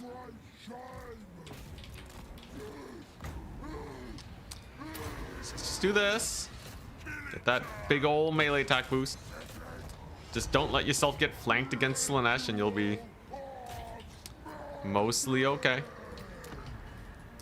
Here comes the Acid Burpa. And then Eternal Entourage. Just don't show your backs to him. Never show your backs to the enemy. ITP will work out really well too. He's yet to cast Pavane on me. There we go. There's a Mumbo Jumbo Chant. Get another Ed Butt. That'll help clear out some demon nets. And the Acid Burpa should do fairly well here. Lord is actually doing not bad. And Forsaken suck against Black Orcs, man. None of my units have routed 2, which means that he hasn't gotten his passive yet. That's a very important little thing to note here. Because as soon as he gets his passive, life is going to be sus. Now, is Azazel going to land on our faces here? No, my Lord's just going to rout. What a liability, man. Alright, so Lord gets routed off. That's a little unfortunate. And he's going to get escorted off the battlefield. Same with my range units. Did not expect them to be such chump change. At the very least, value trading is still not bad for us, but jeez Louise. Alright, yeah, Meaty Dangler knows what's up. This guy sucks. This guy's garbage, man. Look at him go. He routed to nothing. Won't be able to rally him either. But we've killed off all the infantry. We've killed off all the cavalry. I just have to deal with the 2 fiends. 2 fiends, oh Slaanesh now. A little terrifying, but maybe not impossible to fight. Especially since I do have the Acid Burpa over here. I think goblins are a bad idea. He's probably gonna wait. He's probably gonna wait before he takes his fight for my Lord to be gone. So let's trigger the wall to counteract the Dead Lord. And then I'm just gonna resummon him. I'm sure that'll do just fine. In the meantime, Acid Burpa does quite a bit of damage to the fiends. That's very good to see. Azazel, a little terrifying, but not unkillable. And then Hellstriders versus Pump Wagons. Pump Wagons are actually not terrible versus Hellstriders, right? Don't they have like a pretty nasty charge there? I'll have to see about that one, but holy crap, Pump Wagons are OP! Alright, so Pump Wagons apparently kill Hellstriders. Talk about a crazy situation. Is it the impact hits? I don't even know how that's possible. Alright, just sure. Yeah, I guess the 700 gold chariot beats anti-large cavalry. Aren't they anti-infantry? I guess. I don't know, man. Ah, jeez. Clearly, I've been severely undervaluing the unit. Yeah, all the wagons are getting impacted. That's crazy, though. I really did not expect that. Can I do that again? And another one. Let's see. Impact hits were not nearly as good. With the giant squig here, though, we should be okay. Yeah, so it seems like they're mostly relying on their impact hits. At the very least, though, trading 2 pump wagons for 2 Hellstriders is generally a good time, I'd say. And the Acid Burp is chilling. So I don't think I have to worry that much. And my Lord's back. And now that our Lord has died, we're in a much more comfortable position. This is because I power up after my Lord dies. So we should be able to get some proper work done now.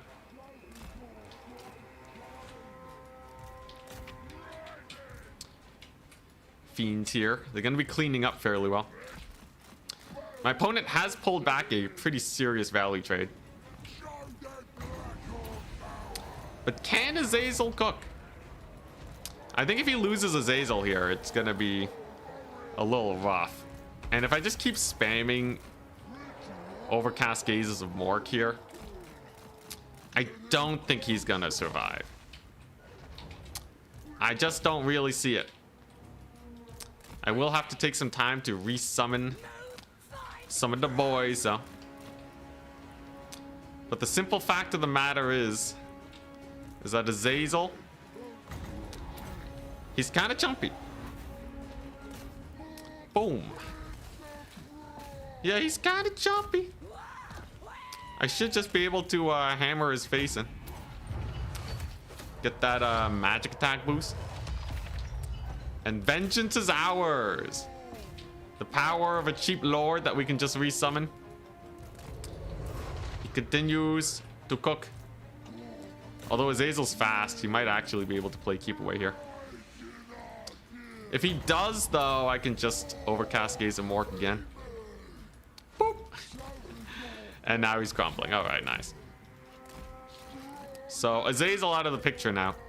I can use my ludicrous pump wagons to kill off the Hellstriders with their crazy impact hits. There we go. They should be fairly good on that front. Then we'll just recapture the point, and then it's just a couple dudes over here. That should not be too problematic. Gaze and Mork has to be good versus Fiends too, right? Let's take a look-see. Pretty bad. It only targeted one Fiend, unfortunately. Well, at least we can recapture some points. If my opponent's saving up for Azazel, it's going to be a while before he gets anything that can actually capture points. And on a double cap, I'd say we're in a pretty comfortable situation. Pump wagons can definitely do well here. I still have the Acid Burpa. I believe we will be fine. We'll have to see how these Fiends do. Mumbo Jumbo Chant, though. That's going to help us out. That's going to give this Acid Burp 62 melee attack. It is very tired, though, but that's a healthy amount. as the fiends, they do get slaughtered pretty bad. Now I may get this point, but we're here playing for value.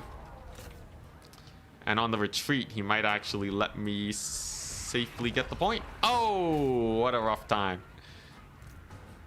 Yeah, he pulled away just a little too late.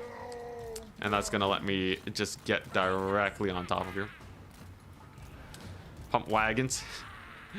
Don't tell me pump wagons can beat fiends. Surely they don't beat fiends. That would be truly ludicrous. But yeah, it has taken the point.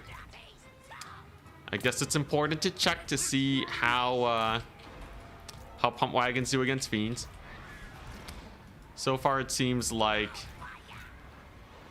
it's kind of pitched. Kind of a pitched battle.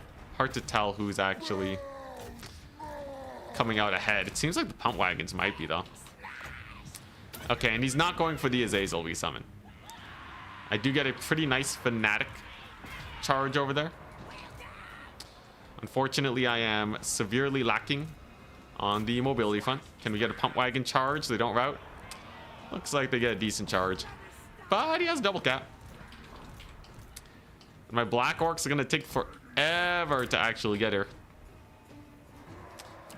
Unfortunately, I just don't have a lot of... Maybe I should have had a few cav units. Maybe a few cav units would have been a good idea. As...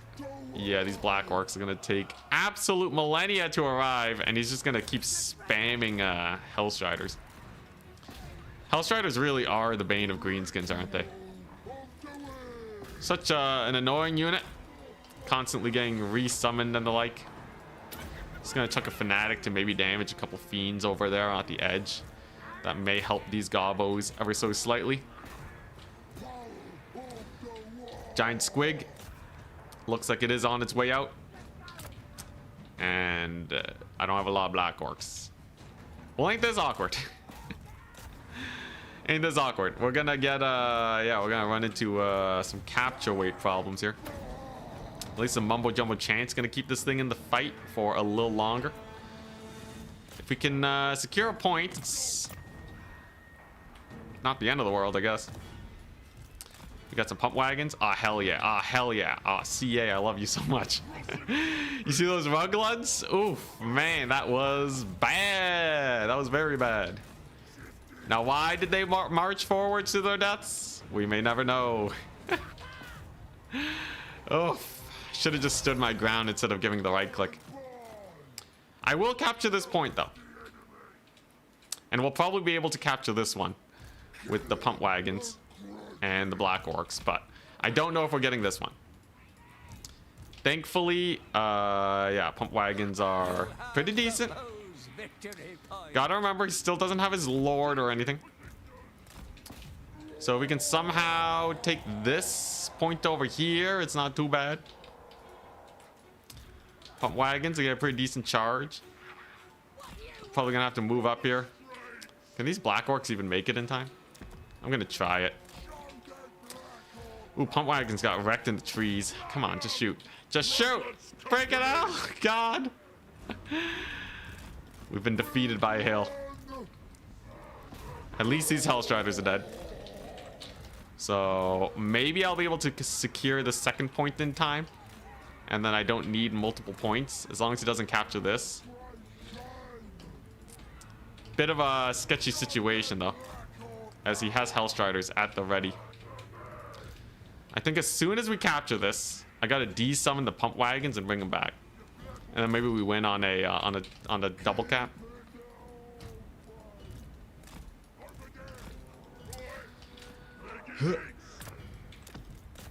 Okay, I've resummoned a pump wagon. He has brought in more cavalry though. And we currently... yeah, it's sketchy. It's sketchy who wins on a... yeah, I technically win on a double cap, but he's very likely going to be taking the center. Now, I will have some pump wagons coming in. And we will have a couple black orcs here. But will they actually secure the point in time? We'll have to see. Now, pump wagon's going to be good here. They'll definitely get some work done on his Hellstriders, right? Look at that. Lots of deeps, lots of deeps. Mumbo jumbo chant, cooking it up. I don't have boar boys though. We don't got no boar boys. Can my black orcs get here in time to hold the point though? We'll see. Oh, it's gonna be close. Oh, and they barely get on, but then they get knocked off. Oh, but the Hellstriders don't get on the point. The pump wagons. The pump wagons. The pump wagons hold. Holy crap. Holy crap. The pump wagons are a godsend. All right. Pump wagons. At the very least, we have the most clutch unit in the history of man on our side. In the meantime, black orcs cooking up some of them Forsaken. Holy crap, those pump wagons. Holy crap. All right, nice. We killed off a unit of Seekers of Slaanesh. That's crazy. If I can secure this point soon, then we might actually still win this. As my black orcs do already have capture weight here. He's going to be able to secure this point most likely, but it's going to be contested. So he can't snipe the middle. And if we capture this in a decent amount of time, we actually might be able to win this. What's he summoning though? It's hard to tell. I think we contest this and then we'll be okay. Forsaken straight up get routed. So we are actually going to secure the point. All right, nice. Very nice. And the point is secured. Huzzah. All right. So I just have to threaten this far point with the black orcs. And then make it so he doesn't capture the middle. This one's not going to get captured. It'll be fine. He's pulling in all his resources to try and secure this. But I'm not going to let it happen. Holy crap. What a steal. What an absolute steal. Oh my god. We're actually going to do it. Let's just fly with my lord. We'll get in over here. And then we may end this game in a triple cap against Slaanesh. Crazy comeback. Wow. Wow. Even with the Ruglud's throw. Jeez Louise. Oh my god. Talk about scrappy. Who needs cap when you have pump wagons? Yeah, I get the feeling that pump wagons might be really good. Oh, these guys are expendable. So they have like no capture weight, but you can chuck some fanatics. All right, well, GG. That was disgusting. That was gross. That was gross. Oh my god.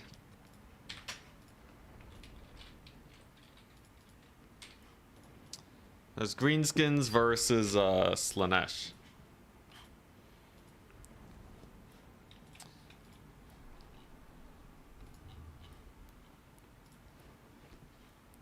All right.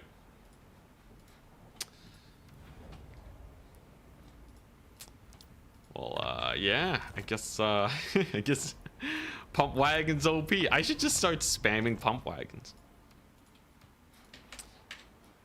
Yeah, they're crazy. All right, now I think Ponte and Big H are still fighting it out. And yeah, they are in the running, so I might as well play this last game. Oh my gosh, 4 spells OP, and I'll try 5. All the spells. Yo, this is a dumb build. There's nothing about this build that feels good. Except for the pump wagons, obviously. The pump wagons are great. The Ragnarok spiders were dead weight the whole time. Black Orc Big Boss was pretty useless. He didn't do much. My Lord did great, though, against Azazel. Pump wagons are crazy, though. Oh my god. Like, why do I even need Cav? What did these things die to? They seem positively ludicrous. But alright. We'll just play a quick match against the Dowie. We're going to play on Imperial Ambush. And then... yeah, I think I have a pretty basic plan here. The thing is, dwarves They're pretty chumpy. Yeah, I'm saying it right now. Dwarves are mega chumpy. And you know what? Now that I've discovered that pump wagons are indeed ludicrously OP. Okay, maybe not ludicrously OP, but definitely very strong. I think if I yeah, I think if I just bring pump wagons, we'll be fine. I just need like a little something to kill off the Slayer Tide. You can bet this man is probably gonna be bringing in a bunch of Slayers in the late game after we've killed off all his range. That's very standard dwarven fare. Trolls are not bad. Do I need cav? Do I really need cav when I have pump wagons? You know what? Let's pump it up, boys. Pump it up.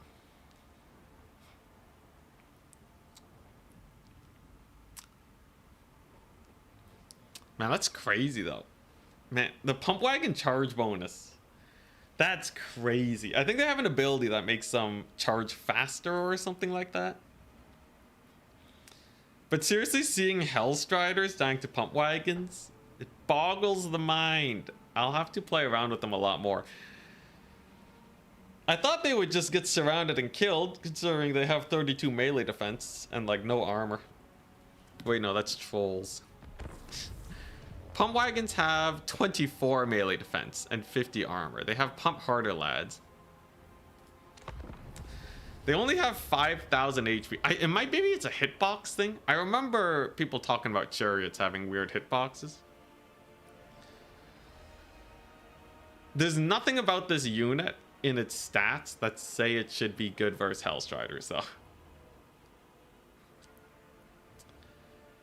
It's, yeah, they're doing a lot of damage too. It could just be their high damage output. 1,000 mass, that's a lot for a 12 chariot unit.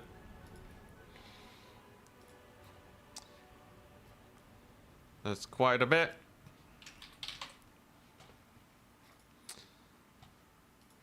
All right, so I can start the tiebreakers now.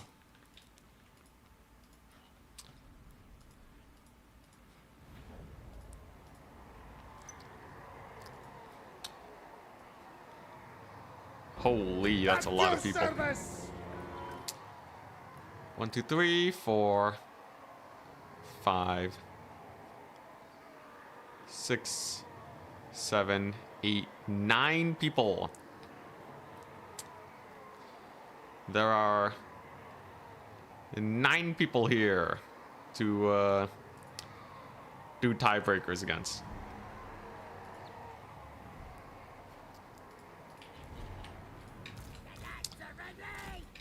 All right, let's see here. So I think we can just do a top 8 system. Let's see here.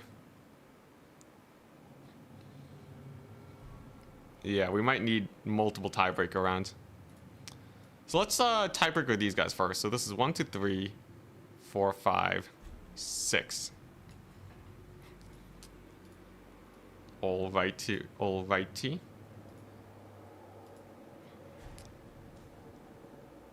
I'll need to finish this game fast because this is the last game.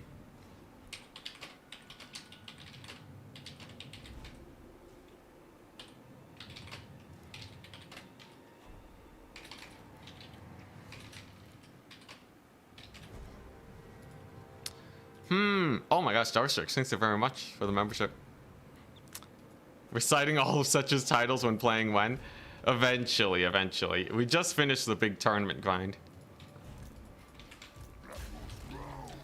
Yeah, let's just play this match. If we win, that's our 4 wins.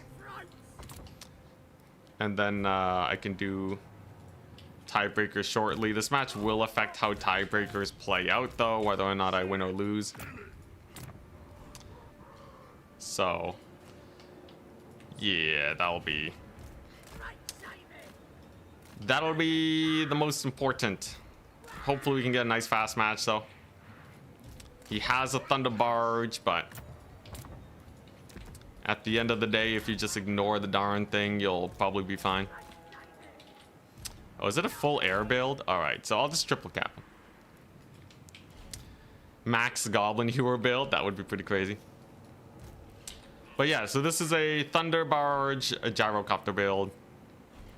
He does have a lot of units on the ground though, so I should be able to just bully those guys and it'll be okay.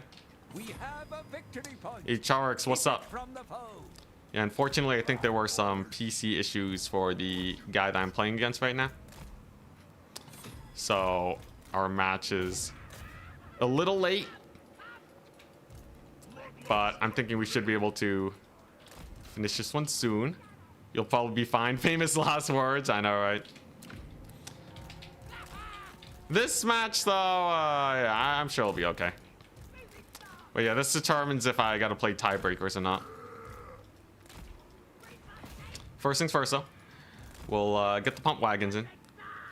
Maybe I increase their AP damage. Sure, why not? Boom! Mega AP damage. Look at that swift charge straight through the miners. We're then gonna hit up the quarrelers, and then we should be fine. Now my Rugloods are gonna die, so there's no point trying to shoot the Thunder Barge when you suspect the unit's just gonna be dead anyways. Might as well get a little bit deeps on something that I actually can hit in this situation. Those are Longbeard great weapons. They're on the move though, so a charge should work out pretty well. And there's the bombing one. But if we can use a Black Orcs here to capture the point, I think we'll be okay. Most of the Black Orcs will be able to make it, it seems. Most of the pump wagons will be getting in there. And the Grim Delvers should not do very well versus my little sneaky Gobble Core there. They should do pretty well. In the meantime, archers will just continue peppering away. Let's have them shoot at the Thunder Barge this time around, as it is a little exposed. As long as I keep the pump wagons on the move, I'll be okay. And weirdly enough, trolls are not terrible here because they can regenerate. And the gyrocopters don't have the highest deeps in the world. So there you go. Grim Delvers are dead. A little bit of a melee attack boost there. Will go a long way. Longbeards have a lot of melee defense, so you want to get that melee attack going. And because DPS is the name of the game, we're going to be using that to our advantage. Now, sadly, my Goblin Great Shaman got routed. Not the best situation in the world. One of my Black Orcs got routed too. But my other Black Orcs are doing fine. And he's triple capped. Losing the Grim Delvers is really rough. I would expect them to start spamming Slayers at this point. So Savage Orcs are probably the best choice. Thunder Barge has actually taken a rather large amount of damage. That's good to see.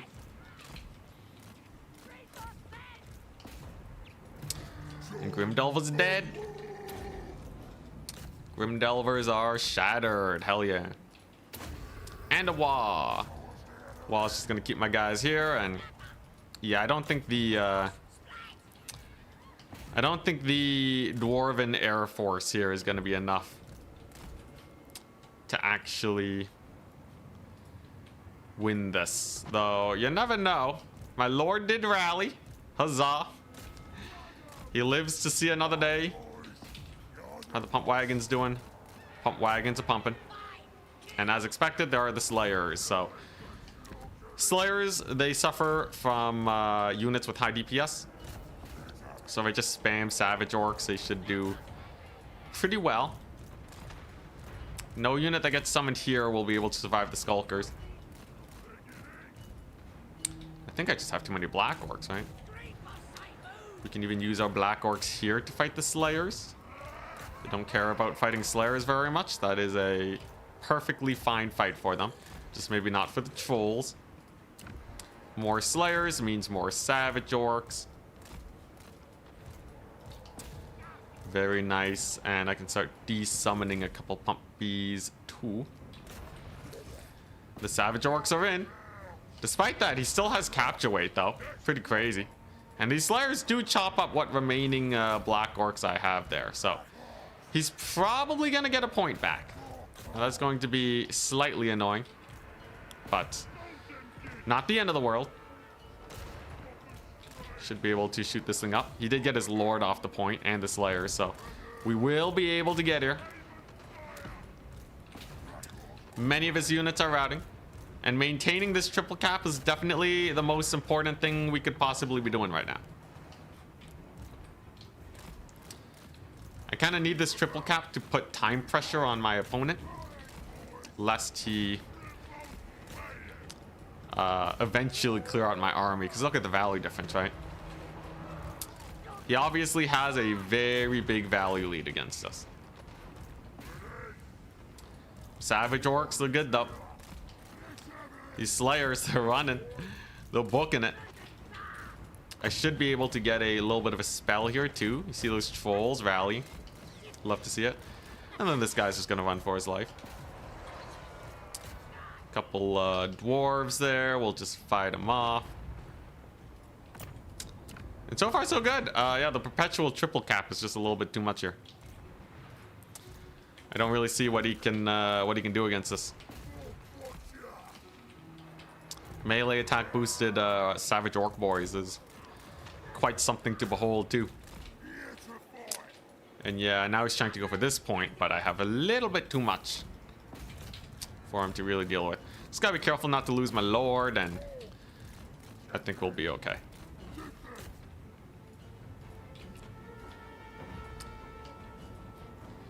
Whole tournament here watching because I'm the last to finish, yeah.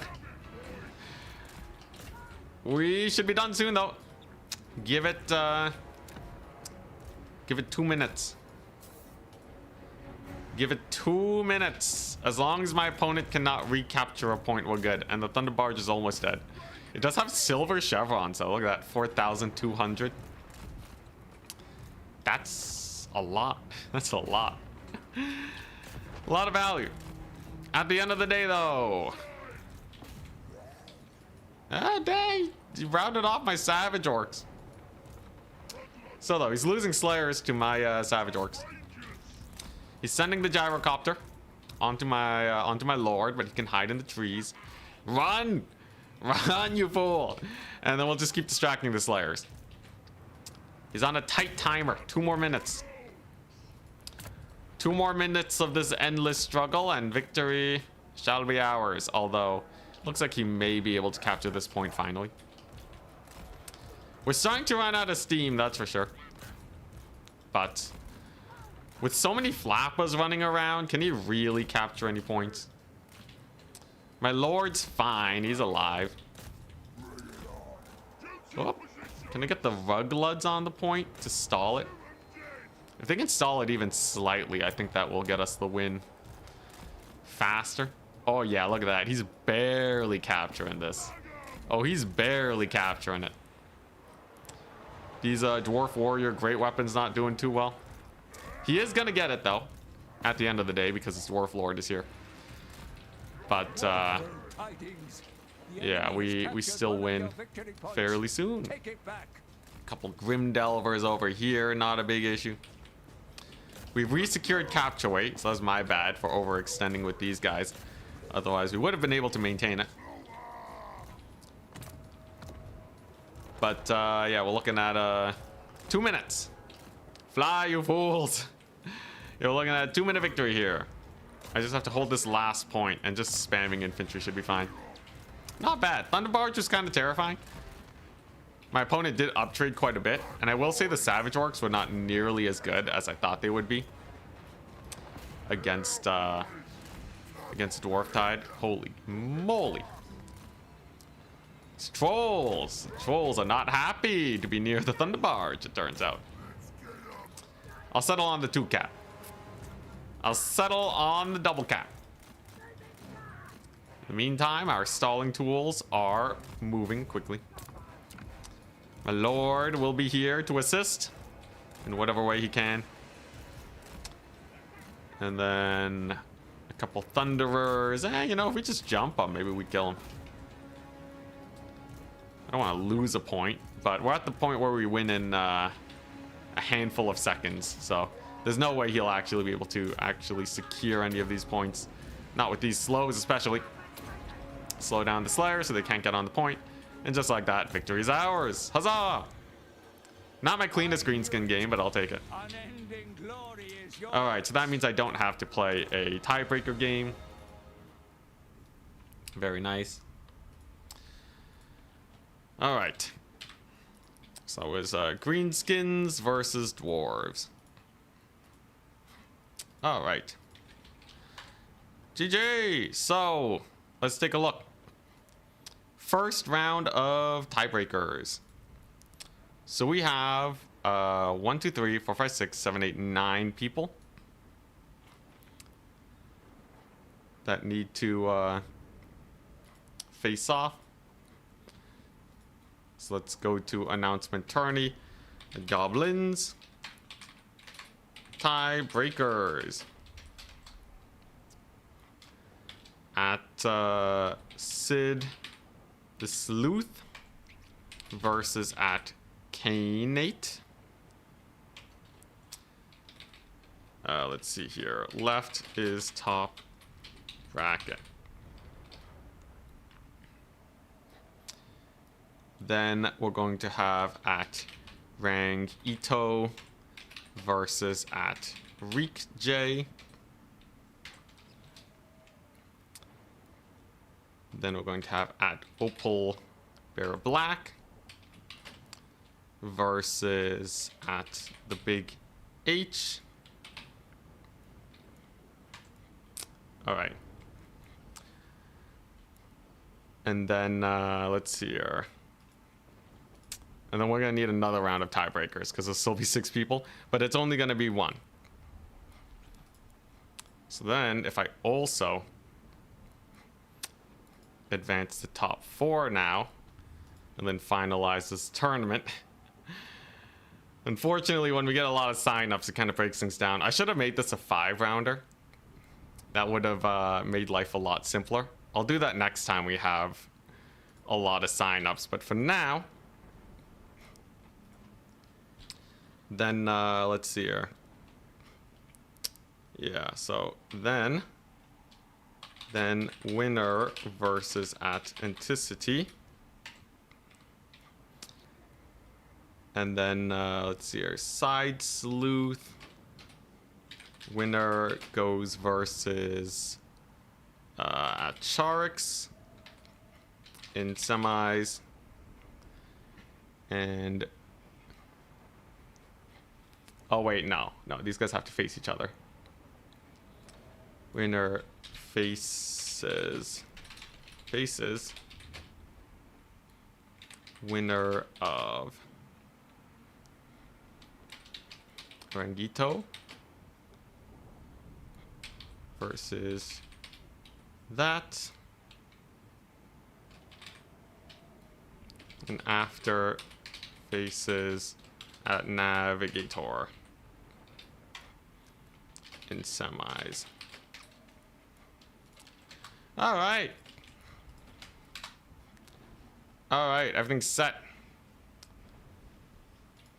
Spec slot, please. And we're going to be spectating Opal Bear Black. But yeah, next time I'll just... next time we're just going to do a 5th round. How many people signed up today? Let me check. Wednesday, Liechtenstein tournament. Oh yeah, there were like 1 million signups. I should check for that tomorrow. All right. But for now, we get to sit back, relax, and spectate. Redeem the stretch, thank you. Oh, I should also turn on the squats again, shouldn't I? Yo, pump wagons are crazy, though. I can't believe I wrote them off for so long. I know you guys were screaming at me to use pump wagons for the longest time, by the way, but I really did not expect them to be so crazy.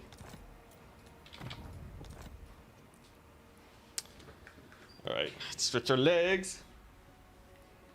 If more than 8 players have 3 wins, another round will be played. Yeah, but like you can kind of predict that there'll be a ton of people. That'll be that way. I think like we'll just preset the 5 rounds and it'll be good.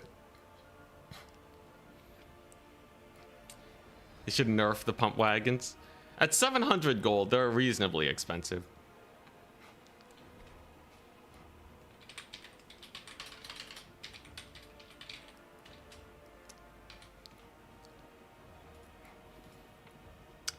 Like compared to Hellstriders, they do about as well as Hellstriders, so I think it's fine. Did you see the Sea Lord showcase? I did not.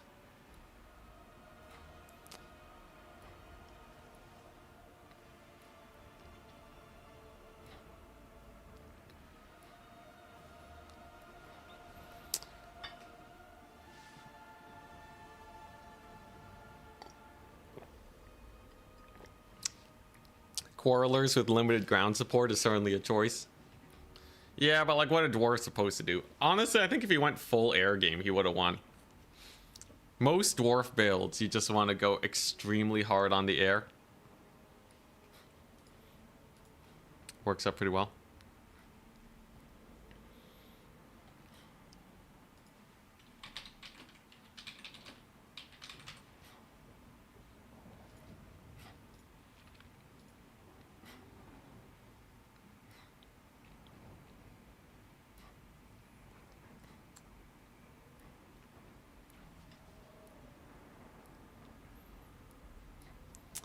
Pump wagons are just a good unit that fit their role.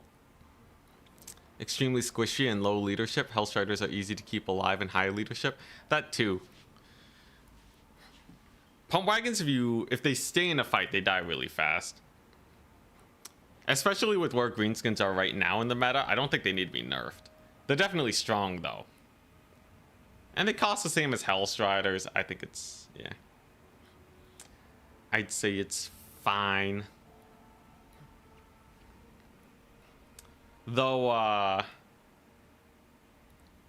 feel like it's weird how well they do versus Hellstriders. That's a little bit of a strange interaction. But, yeah, most Greenskin players do still use cavalry to fight cavalry. I'm pretty sure it's because armored cavalry. I think pump wagons are specifically good versus light cavalry.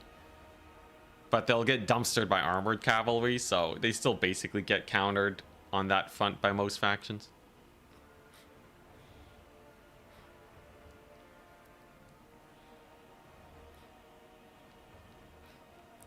Also, looks like we have Tzeentch versus Chaos Dwarfs, which last time I checked was a absolutely terrible matchup.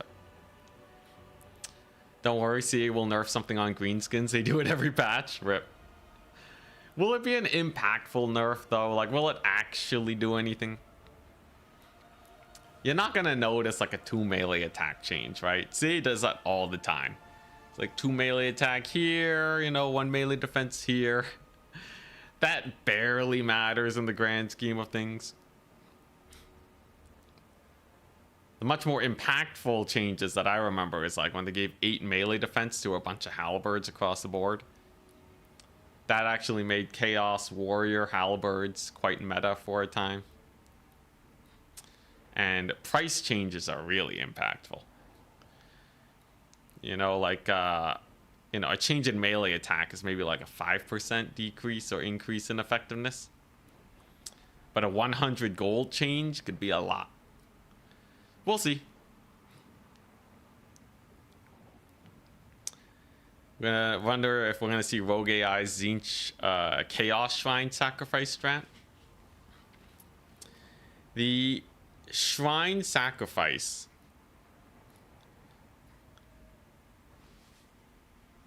it's a janky build. It costs so much money to get it done.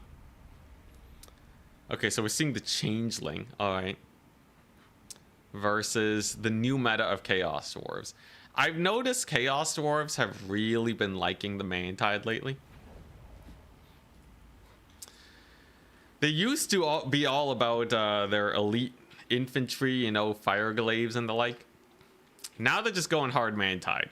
Now there was a pretty big buff to dwarf warriors across the board, which enables this strategy. Pretty crazy in general though. Oh, Satang the Watcher.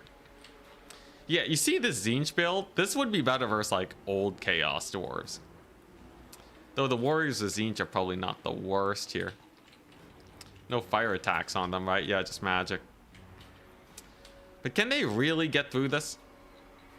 So we got lots of archers, lots of Chaos Dwarf warriors. They got 44 melee defense. Let's compare them to the Tzeentch warriors. Chaos Dwarf warriors. They are significantly cheaper, costing only 600 gold instead of 800. I believe is the price point for these guys. They both have silver shields, but you're looking at a very minor armor difference. A more significant HP difference, though. Not enough to make up for the price difference. But melee defense is basically the same. Both sides don't have enough melee defense to actually kill each other either. So I suspect the units are just going to grind into each other. But these guys will be slightly better at actually killing the laborers, which may be very important here. I like the wolf riders. They're going to be used to capture points. Most likely.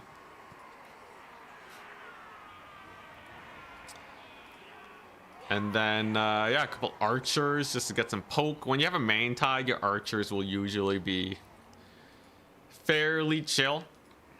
They're surrounded by infantry and magic. We have Plague of Rust and Searing Doom. All pretty normy. Searing Doom can get a lot of work in. Plague of Rust too against Tzeentch, as Tzeentch is kind of now played as an armored faction.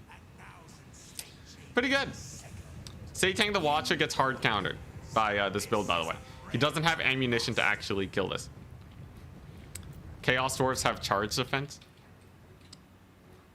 That they do. That's only versus large though, right? Yeah, okay. Charge defense versus large. They do have contempt. And they have fire resist. They have a little, like, just a little bit of seasoning on top, you know, just a little spice. It doesn't actually make a huge difference here, but it is something that they have.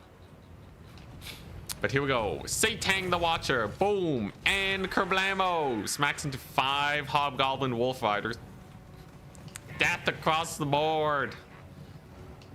But these guys are pretty cheap. Satang has netted himself 50 gold worth of value. As you can see, it does not line up with the gold damage value tracker. We may never know why. Rogue AI now at 113. Satang is at 97.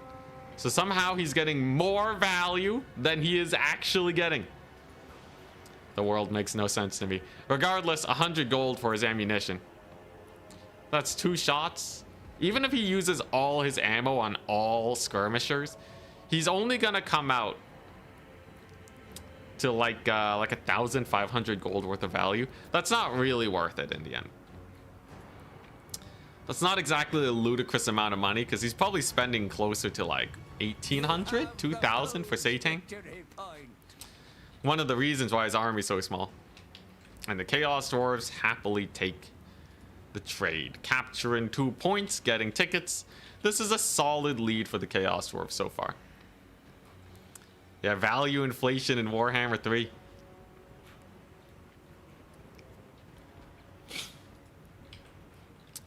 Pretty rough. Tzeentch army is pretty passive too. Generally, you want to get in the fight,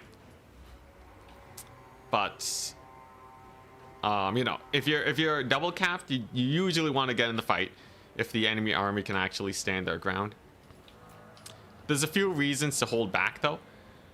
As you can see, the Chaos Dwarves have positioned quite aggressively to hold territory, and that means you can potentially flank. So essentially, waiting for misplays is a nice way to go about it. Nice reason to play a little bit more passively. What else? Well, there's also oh dang, Satang sees all. Yeah, there's also, you just feel like your starting army is so garbage that you can't afford to take the fight right now. You just have to wait and build up. And then there's also the skirmish game. So Setang will slightly uptrade, even though your opponent might be getting more money on the field than you. So the actual like percentage difference in army size between both sides, it doesn't change that much. Just getting raw value on your characters before the battle actually starts can be a nice way to get a little bit of a lead. Especially because percentage army size might not actually matter as much as one might think. Because, you know, like if your army is 10% larger on a small scale, maybe that means you have slightly more warriors, right? But at a large scale, that could be a whole extra cav unit that could potentially pop off. Or maybe he kills off some high priority targets. Like, look at that, one Kadai Fireborn bites the dust. Sniped by Setang, who now has 200 gold worth of value. The game says Setang has 416. Everything you know is a lie. What seems more accurate? Which one's correct? Which one's correct?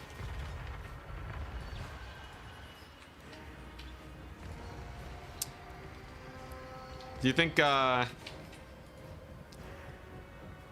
okay, I guess this guy got a bit of value.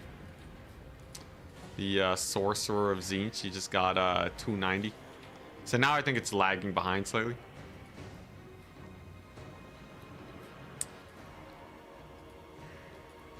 Yeah, the spells are the other 200, yes. Was almost incorrect there.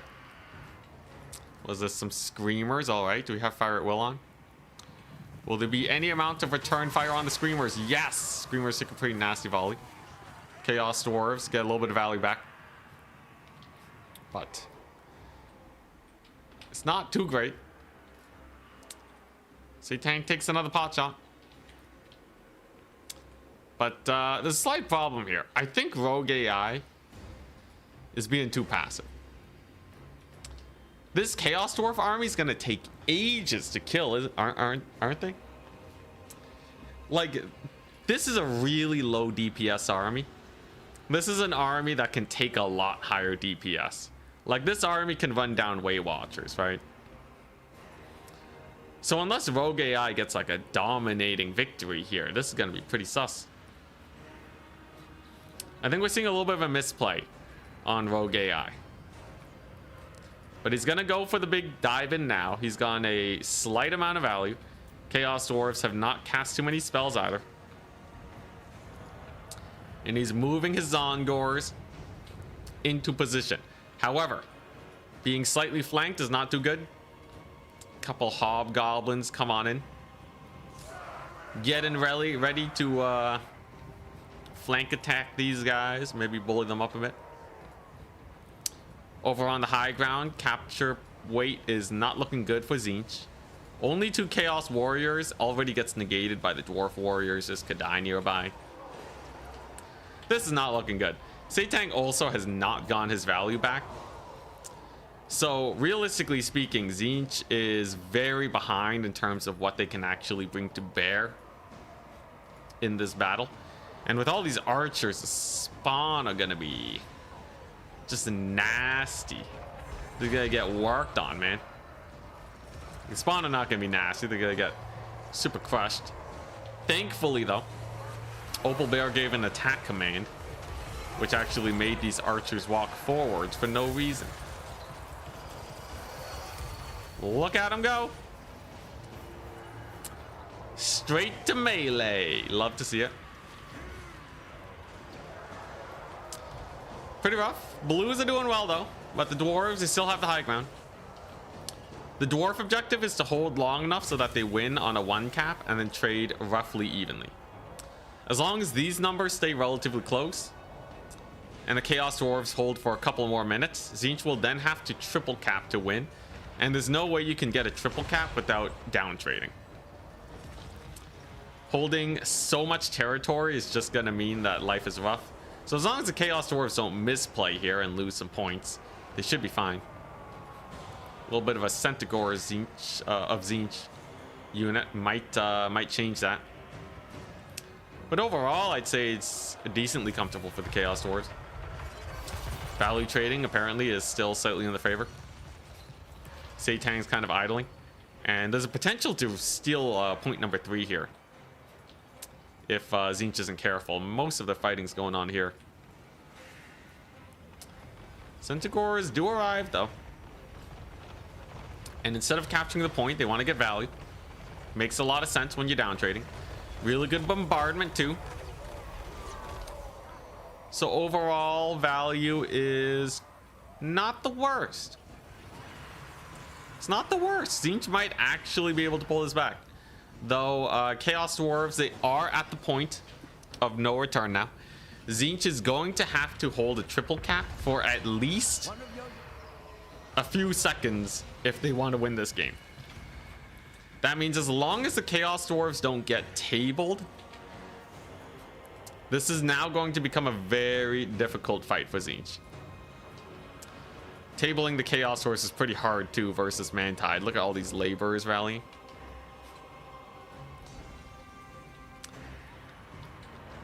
He will be able to kill off the Iron Demon maybe. The clock's ticking. Clock's ticking. He still doesn't have this capture point. Each second that goes by is very efficient for the Chaos Dwarves too. Holding a double cap here means that there's not a lot of time left. Only 440 tickets are needed. And the Dwarves are getting 2 tickets every single second. So in only like, 3 to 4 minutes, the game's basically gonna be done. And even, even right now, I wouldn't say Tzeentch is up trading by any means. These Kadai Fireborn are doing really good. Honestly, I think Tzeentch just had a bad build. It reminds me of the Tetris AI. When it realized that it was going to lose the game, instead of losing, it paused. Paused in the hopes that things would go better.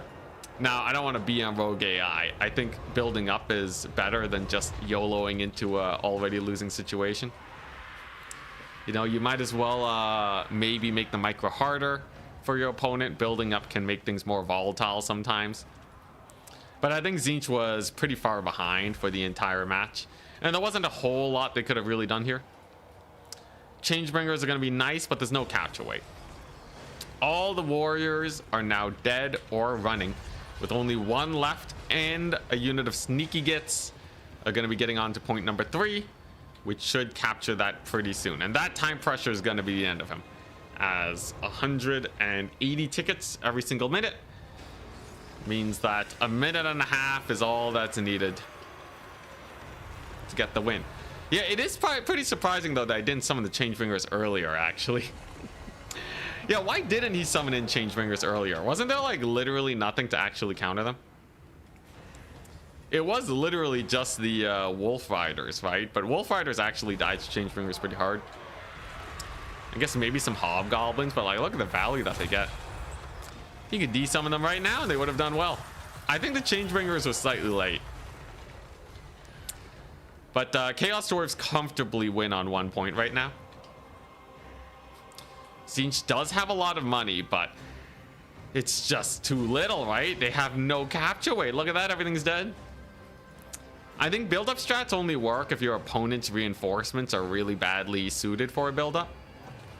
And you kind of need the larger army, otherwise you just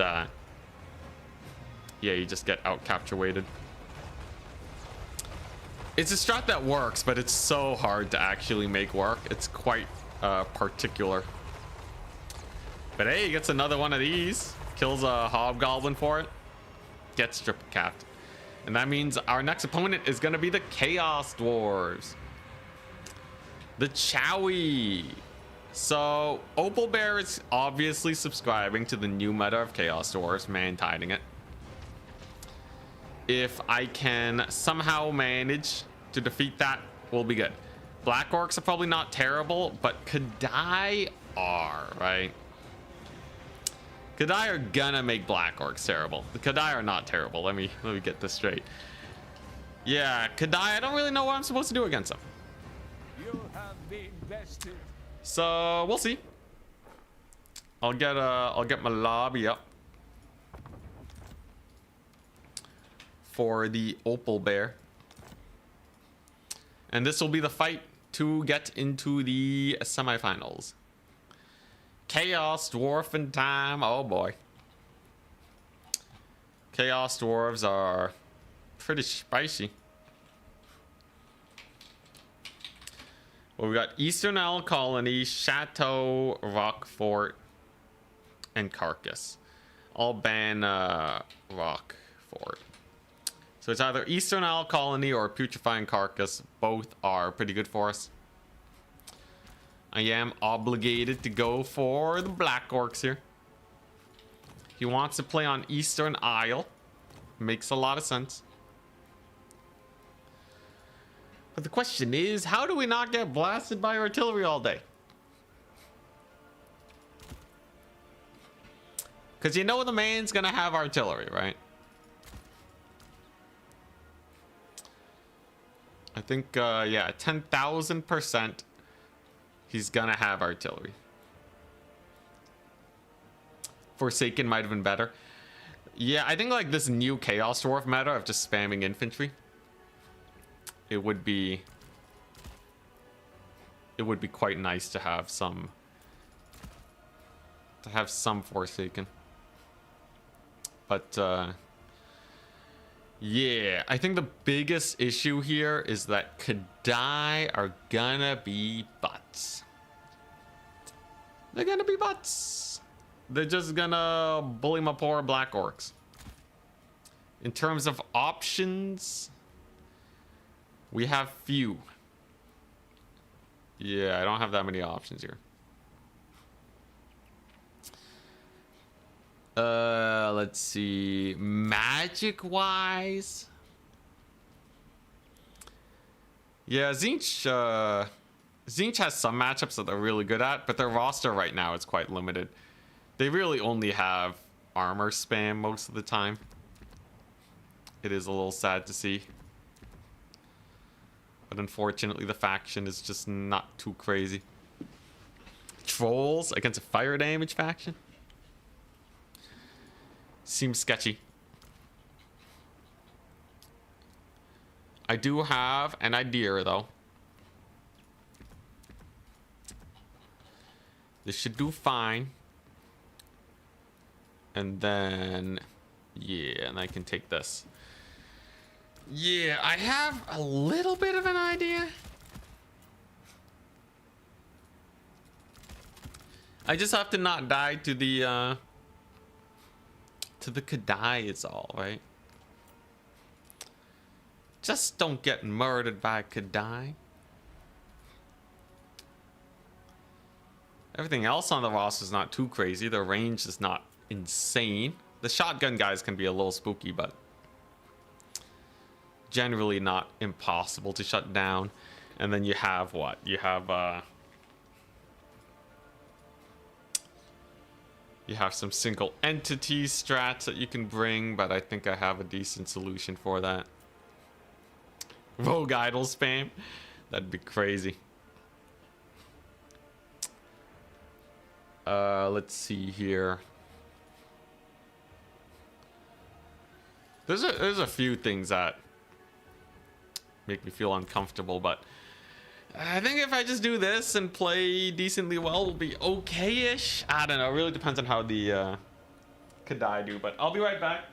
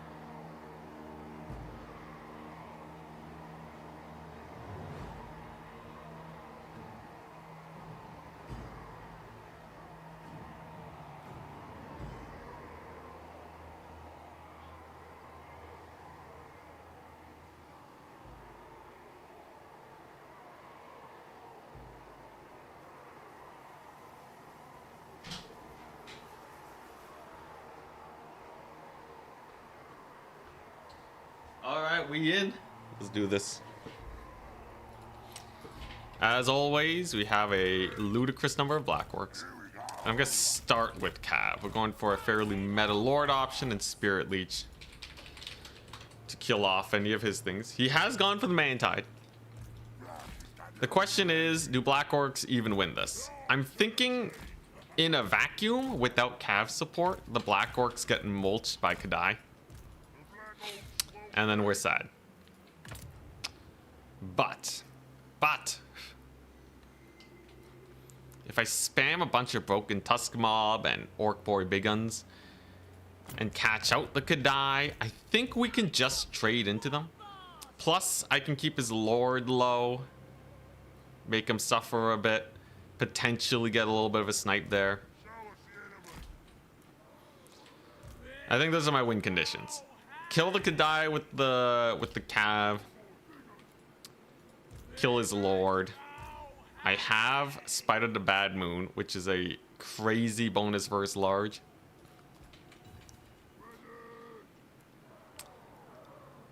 I think we have a few options here. I know Kadai trade decently into Cav, yeah. But I'm hoping I just have too much for him. He's gone for essentially the exact same build. Kadai are not worth Spirit Leeching. Not worth casting Buna on. But Drazoath? With Flames of Asgore, alright. So, slightly different build. Now, immediately I see his army and I'm like, yeah, I can kill that with pump wagons. But I need my cavalry to kill his Kadai. I kinda need the Cav here. Because if I don't kill the Kadai,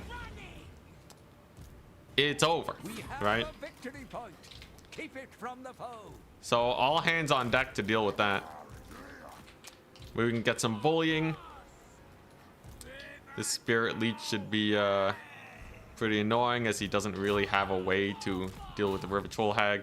Laborers, by the way, they don't have anti-large despite being a spear unit. So that's pretty fun.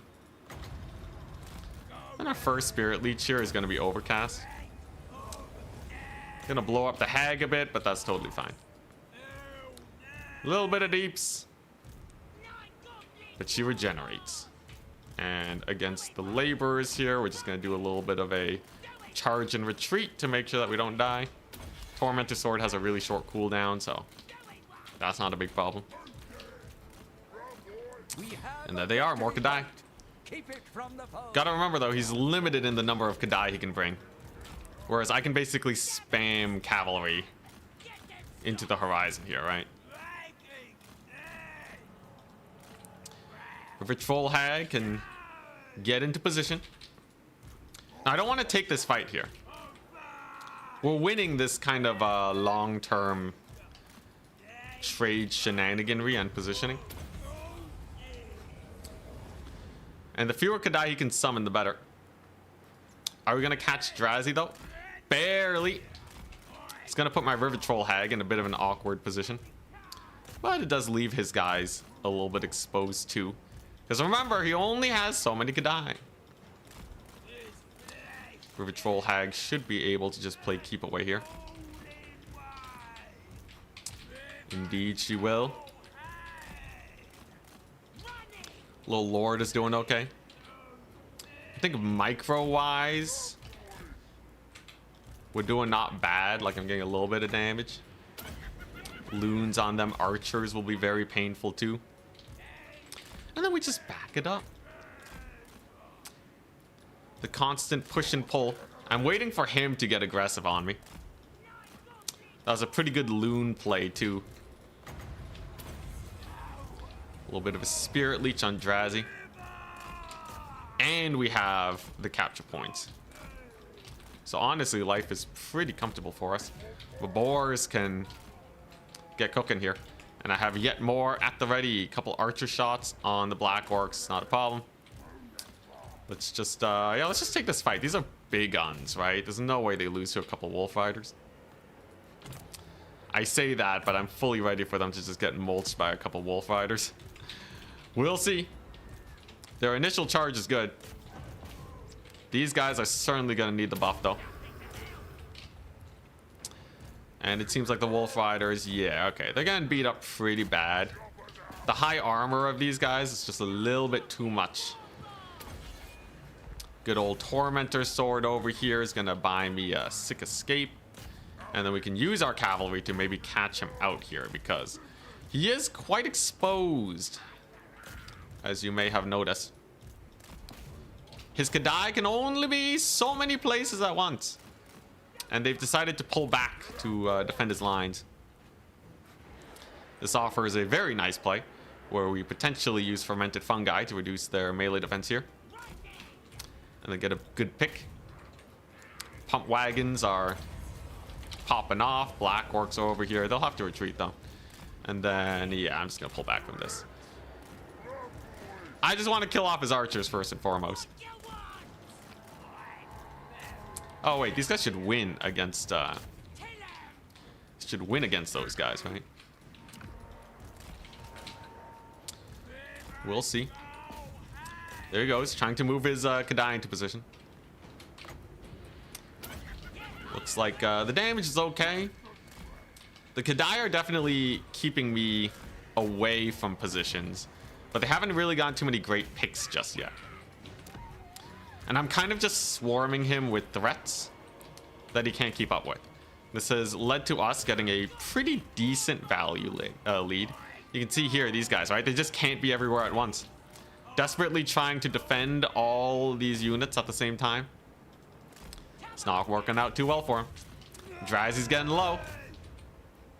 River Troll Hag should be able to cook pretty hard. We definitely want to activate the extra damage on these guys. The River Troll Hag can deal with Drazi.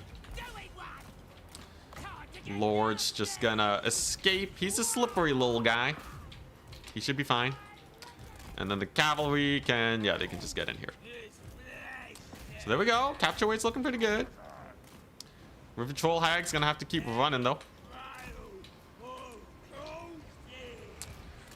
Let's shut down the archers. Ouch. He gets a pretty nice spell cast though. But I do have some cav in the backfield. They should do pretty well. I should be able to capture a point. And we'll see how well the Black Orcs do against these guys in a more vacuum type situation, especially with the Wa. They should be able to cook pretty hard here. My Lord's doing great. Let's actually give them some anti-large too. Just make them absolute beasts in combat. If they do well enough, then I shouldn't have to worry too much. This little pocket's going pretty well, and pump wagons, I'm just gonna leave them on cleanup duty. No, he has some fire glaives. That's actually not bad. Fire glaives are, they're good of course, but they're kind of far away. They're not really supporting the main fight right now. And Drazwath only gets lower. He casts another spell. I might be able to partially dodge if we just run with these guys. You have the foe's victory point. He actually friendly fires his own Kadai pretty hard there too. And they're getting hit up by my cav charges.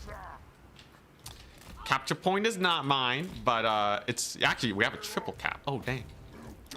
So we have a triple cap. But value trading's kind of close, so we still have a ways to go. I think a giant squig will definitely be good here. River Troll Hag should be able to get on top of little Drazi. Black Orcs are continuing to chop. They're really holding out a lot longer than I thought they would.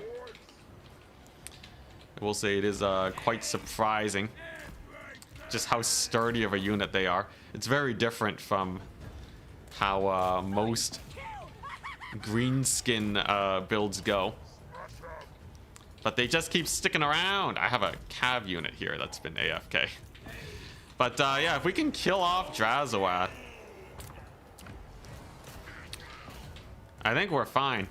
His range units can barely even get shots off here. Only now are they really doing that, but a little rampage will go a long way there. Little train is not exactly an issue either. And Drazi, your time, it comes. He will die before the end of this battle. So if this does drag out and becomes a big trade fest, we know that we should be fine. Black Orcs, yeah, look at that.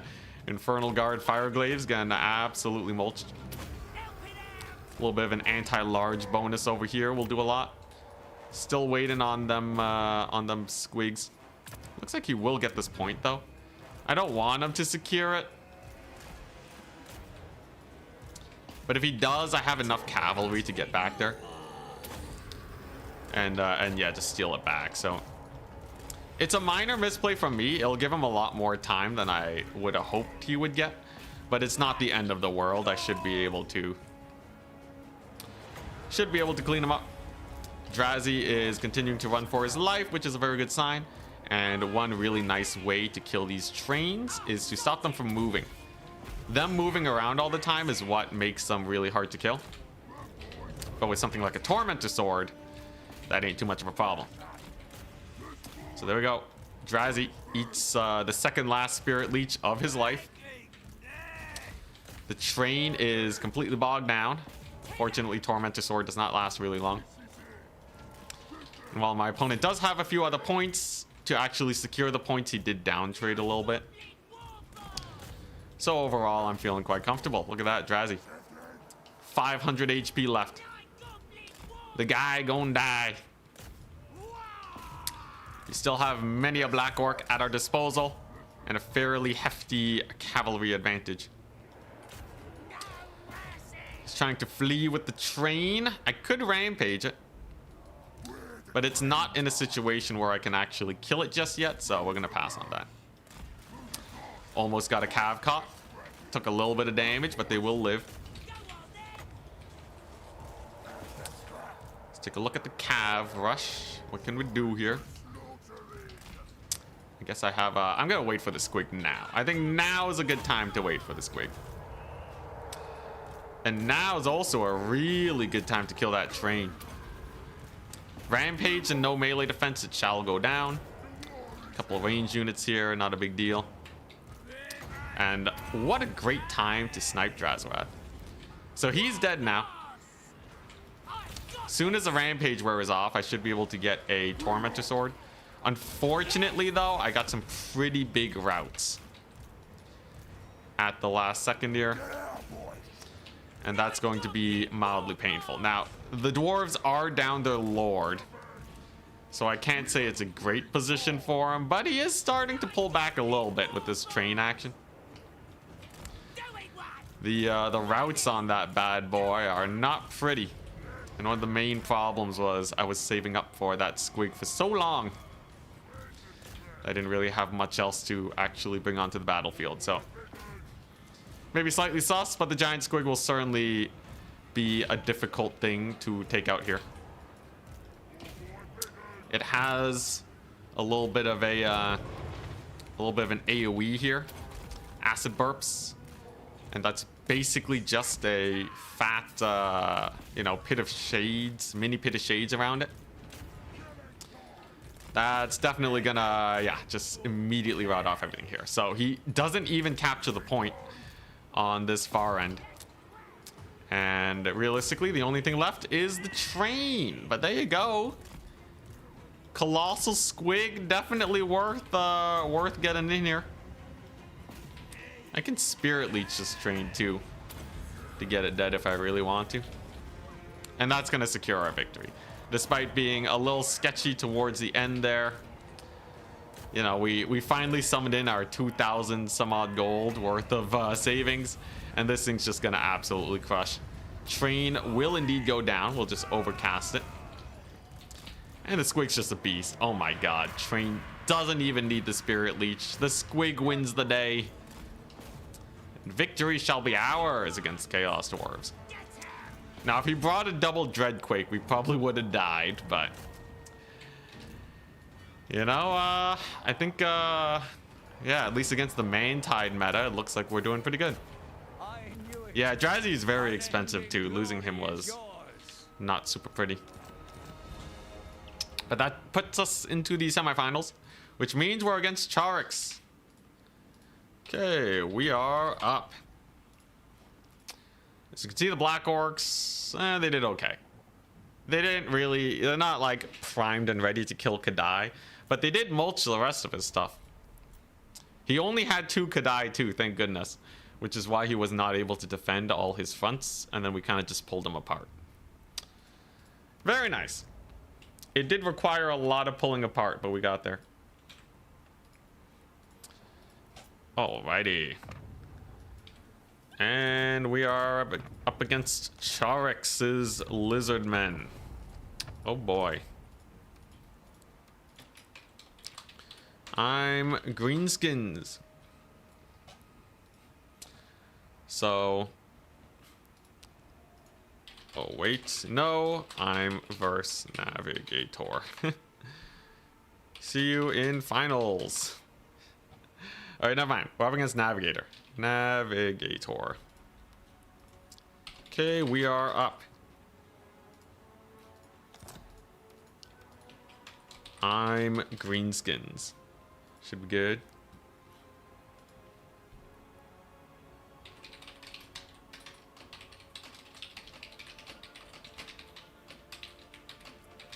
I'm gonna see if I can get some matches against Turin, by the way, when the when I'm able to show the DLC on Saturday. Should be fun.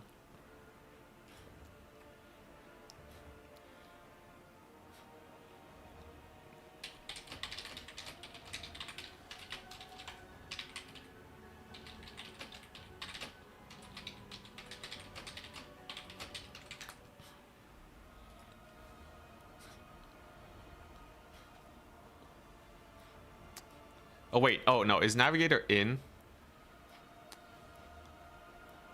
The wait, how did I do the tiebreakers? How did I do the tiebreakers? Oh yeah, no, I screwed it up. Yeah, I screwed it up. I screwed up Charix and Navigator in the tiebreakers.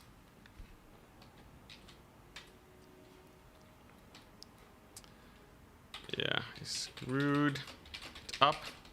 Looks like you, Trizik, you didn't change the top 4, right? Looks like Kane is facing Charix. You're facing Kane. Alright, yeah, I'll just have to do that.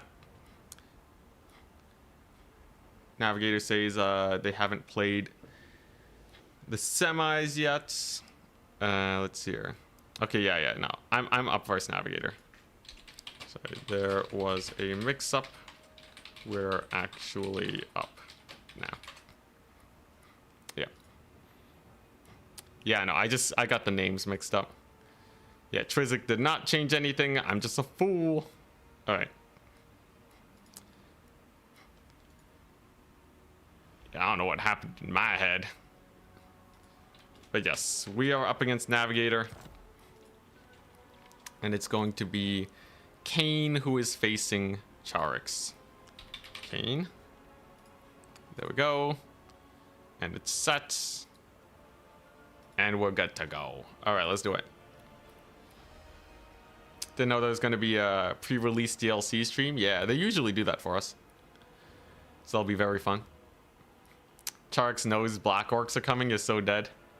I might not Black Orc max versus Charix. We'll see. We'll see. They're not bad versus Lizardmen, but he does like to kite. I will run at least like 1 or 2 Black Orcs though. Because I think they can get a lot of work done. But yeah, Navigator is playing a Vampire Coast. Alright. So, Vampire Coast. Interesting. I'll ban Eastern. He might want to play on Putrefying Carcass. There actually are aquatics on that map. But the design of the map might be more favorable for Greenskins. I just have to not fight in the middle, where the aquatics will play a part. Okay, yeah, and he wants to play on Putrefying Carcass. Whoops. The aquatic map. Alright. Now, Black Orcs are not bad versus Coast, though. Like, they don't have that much to actually chunk through all the armor. But instead of great weapons, I might go for shielded Black Orcs. Yeah, shielded Black Orcs might be really good. Lord-wise, this one should be pretty great.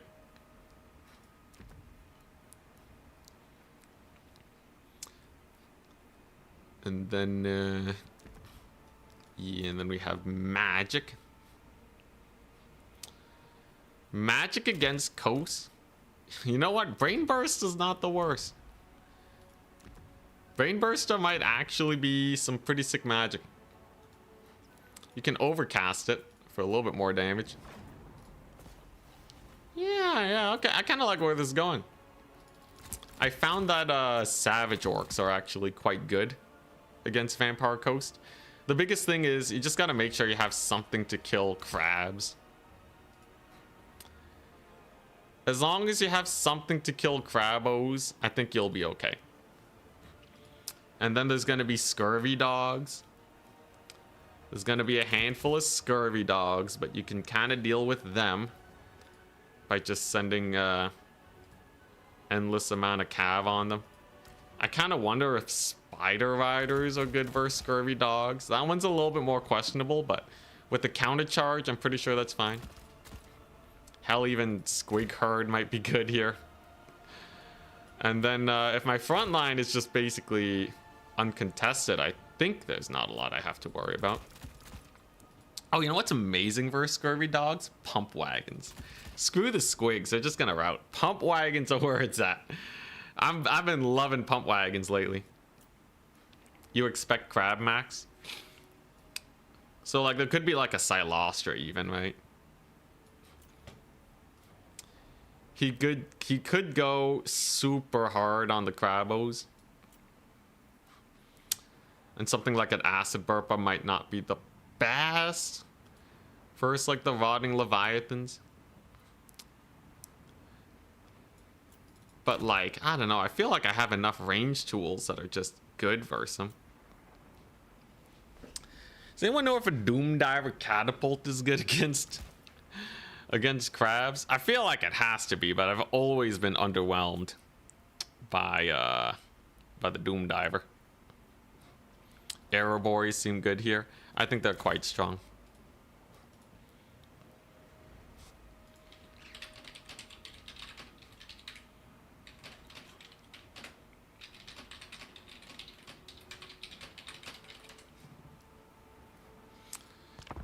All right, here we go. I think I have a good build. And it has Black Orcs, so what's not to love? Doom Divers are quite underwhelming even in campaign. I remember when they were actually good in Warhammer 2. People would take them all the time, but now, no more. But hey, if it's gonna be a long game against some crabs, some chip damage would be appreciated. Let's see what he has though. I'm expecting some pretty heavy man tiding.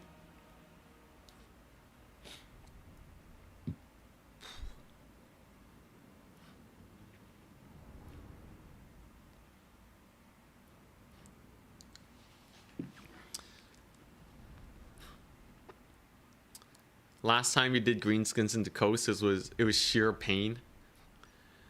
I think there's a lot that Coast can do that make Greenskins shudder in fear. But new meta seems to be helping them out a little bit. I'll get a good vibe check from this though. The water everywhere here is not making me that comfortable.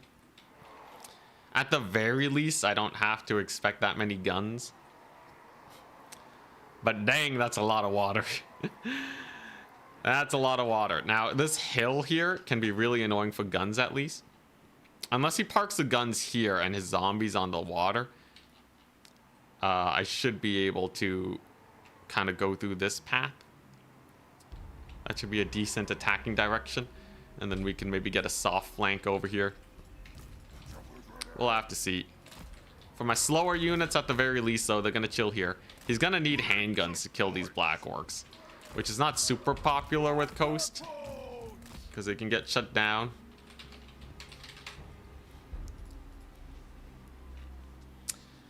Yeah, no, this is water. You can see the symbol. Same with the high ground here. Doom Diver catapults used to have a 2-second faster reload. That's crazy. But yeah, 16 units is not a lot, at least. I have my armor-piercing Morgrub's Mangy Marauders. I don't know how these guys are armor-piercing, but they are. They are pretty proficient at killing Crabos. I think they'll be great. But yeah, you have to hover the water with your mouse, and then if it shows the little water symbol, then you know it triggers aquatics. Now instead, we're looking at 2 gunnery whites, surely with Scab Scrath, ammunition replenishment, and a couple handgunners. Conceding 2 points for me. Obviously, we don't want the rusty errors against the whites. I think we'll be much better suited bringing in the Rugloods. Rugloods for sure will be quite solid. Silostra has Vangeist Revenge. Okay. So just don't line them up. If I line up my boys, we could screw ourselves over real bad here. Shade Wraith Gunners is an interesting tech specifically to rout off my Savage Orcs, though. Huh, interesting. At the very least, I should be able to capture the point. We will have our little caster over here. And then Grom versus the whites. Who wins? Grom does have a pretty nice buff. Don't line up for Scab Scrath. What am I doing?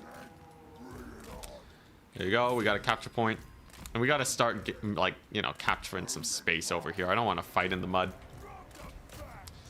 That would be very awkward. Now, these guys should do pretty well. Shade Wraith Gunners will be a little annoying, but they can only get so much work done We have a victory point. for any given amount of time. No sign of dogs yet either. But there they go, plonking away at my poor guys. Let's see if we can get a little bit of a brain burst over there. Fighting in the water is slightly inefficient, but it should still be good for us. And Silostra's actually taking pretty decent damage. I don't want to stay there, though. But yeah, if I just keep Brain Burster in him, I should be okay. We're gonna get, yeah, some spiders in here. They should be rather good. And then the Black Orcs, right? Yeah, they're just chilling. They'll grind zombies for days. I don't think that's a big deal. He does summon some dogs over there, though. But can he actually get through my my infantry line? It's gonna be a huge brain burster too. His White Kings are not looking too good. Brain burster connects with a pretty massive amount of deeps. Alright, here we go. We got some cavalry going. I don't want them counter-charging me, so I'll just charge them first. He routes off my flank, which is a little unfortunate. But can he stop the Black Orcs? There's the wall, which is going to help with our leadership. Be a little worried if I was him. Does have some night terrors here, but his lines are getting shredded. Grom does not give a crap about anything here, too. He's chilling. And a couple pole arms are just gonna eat another brain burst up, which does a rather ludicrous amount of damage to his forces here. He does rout off the Savage Orcs over there, but the trading is going great for us, right? I still have an insane amount of Black Orcs. I just have to not get hit by a Vangeist, and then I'll be okay. And my Black Orc shield spam is just insane.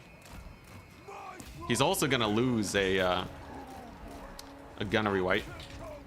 And if the Savage Orcs rally, then we're golden. Just gotta be a little careful with Grom. Can't afford to let him die or anything. No play on my back point just yet. Very nice. And yeah, we're just gonna slow push him. So far, no Vangeists. Dogs are crumbling, so I think we'll just pull back. He did cast a Vangeist, but I'm going to guess he's gonna try and cancel that. No, he chucks it out. Oh, the slow though. Oh my gosh, he does catch a decent amount of my guys. Loses a dog unit for it though, but does get a semi-successful Vangeist. Pretty terrifying. The green tide does not stop though. Not for the boat, not for anything. And my black orcs are ludicrous. They yeah, they're just cooking. These guys don't even have AP damage. No, they do. Okay, never mind. Okay, so they do have AP damage. They just don't kill black orcs. Well, I'll take that. No scab scrath now for these guys. It's great. And this map's really big, so my guys are rallying. That's a fairly comfortable time for us. His gunnery wight is not living his best life, getting shot at by armor-piercing arrows. And Grom the Paunch continues to be a menace. All the meanwhile, his far side Morangulls are having a tough time. And yeah, this feels good, man. This feels like how I want to play this matchup in general. This actually feels quite nice, man. Like Grom ain't dying. The Savage Orc boys are just having the time of their lives. Look at him go. It's like the easiest game we played. Yeah, the Black Orcs just keep cooking. These Black Orcs are like almost at full entity count. They haven't lost anything yet. Okay, Grom might die though. That would be a big misplay. Kind of walked him in there. I kind of walked him in there. All right, so minor misplay on the Grom. I can't be perfect, all right. But he did get some rotting Prometheans on the poor guy. All right, sue me, all right. We're ahead, it'll be fine. Okay, that's actually really bad though. If Grom dies, that's a devastating loss for us. Is there any way we can save him? I don't think so. He's getting focus fired. And he's dead. He's gonna get another Vangeist. We might be able to partially dodge though. Black Orcs are slow. But yeah, he kind of nuked his own zombie, so I guess it ain't too bad. And then for the Crab Tide, I'll just shoot him up. We'll resummon Grom, guys. It's fine. We'll resummon him, all right? You guys worry too much. How the Black Orcs doing here? Pretty decent. An okay amount of damage. It's not an Anticity win without a Lord loss. Okay, now he's starting to spam on the far side. I can counter with Savage Orcs, so they'll get there before the zombies do. Couple dogs ain't too bad. Obviously, the Lord loss penalty is going to be quite vicious. And my Black Orcs, they have overextended slightly. Little casters back, though. But yeah, a little bit of a rout. I'm just going to have to pull away from here. That should be fine. Couple dogs are not an issue. And then once we have our armor-piercing arrows on these guys, I'll be just dandy. Mark my words. We'll be fine. There you go. Great success. Shoot up the crabs. And then we'll resummon Grom at our next convenience. Ain't no way he's capturing this point. That's just a dead zombie, right? Hey, the Black Orcs is still cooking. Black Orcs are still cooking. There you go. There's another dead unit. The shields will definitely work out pretty well for us here. Grom, unfortunately, he will take quite some time to actually get back into the fight. But he will get back into the fight. And there's another unit. Nice. Very nice. These guys are crumbling. I really want to resummon Grom. We'll see how these dogs do versus my spiders. Can't really afford to lose this archer unit. They're real important. At the very least, these guys are going to die. I do win on a 1-cat, by the way. That's good. Holy crap, range units. Shoot, please. Can you just shoot? Oh my god, TA. Oh my goodness. The absolute refusal to shoot. It pains me. Oh, how it pains me greatly. Alright, well, yeah, he's gonna run me off up there, but I do have Grom. So my leadership is back. We'll be able to clean up this mess. And then maybe we can just sit back and relax on our 1 point. Should be a decent cast. Alright, come on, Gobbo, archers. You got a melee attack boost last patch, right? They should be ever so slightly better in melee. And then the dog spam, we just counter with spider spam.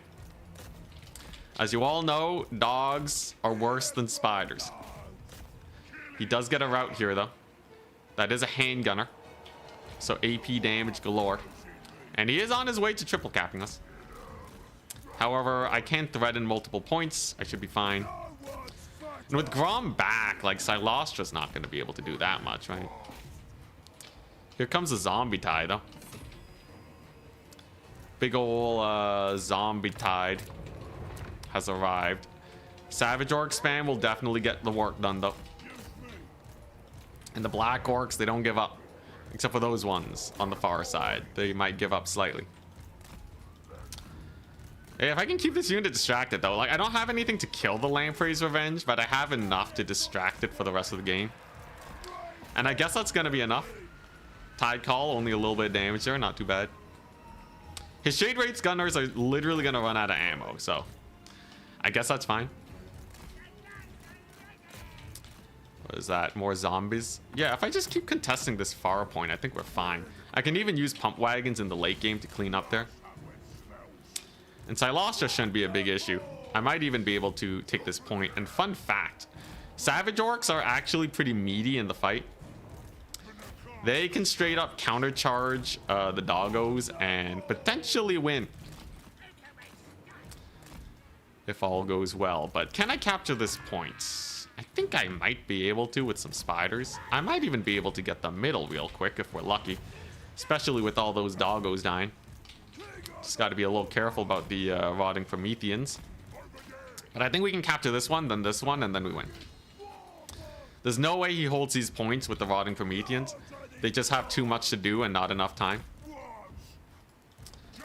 So yeah, I'll just pull back. The invincible Black Orcs will continue their pain training.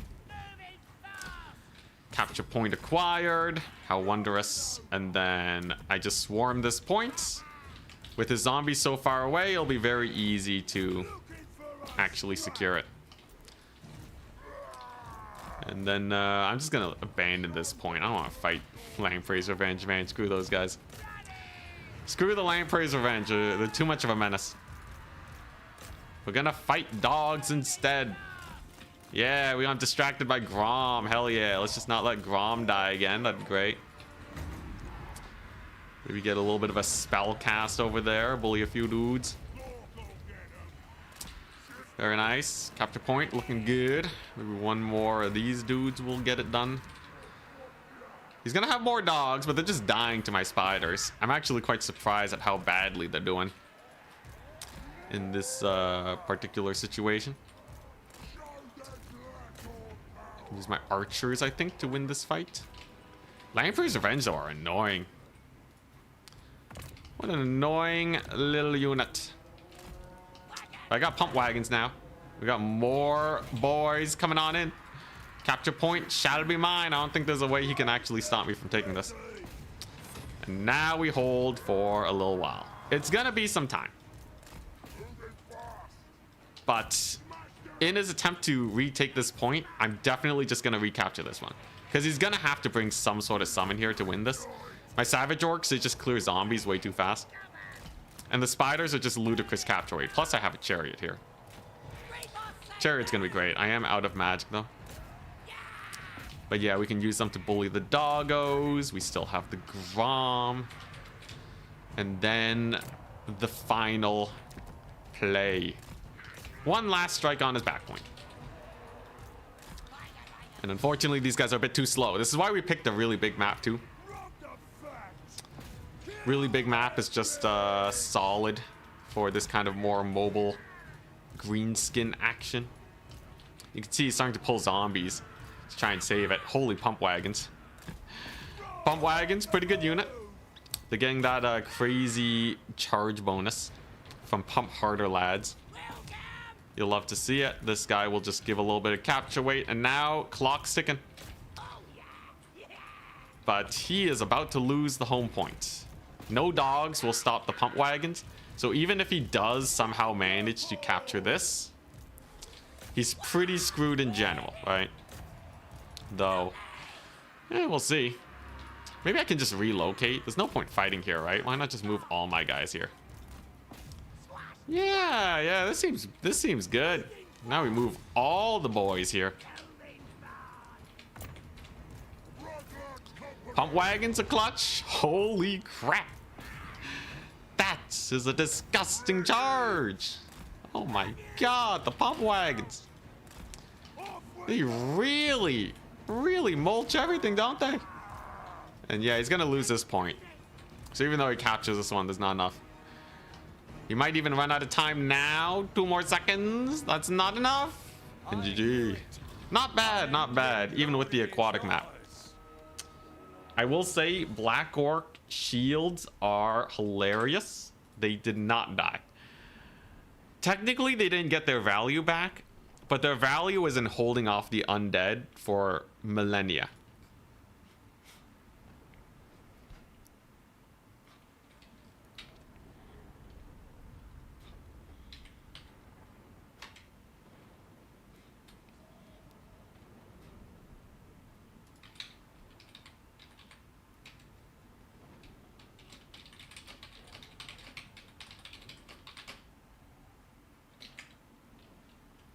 Alright, there's some admin. There's some adminning I gotta do.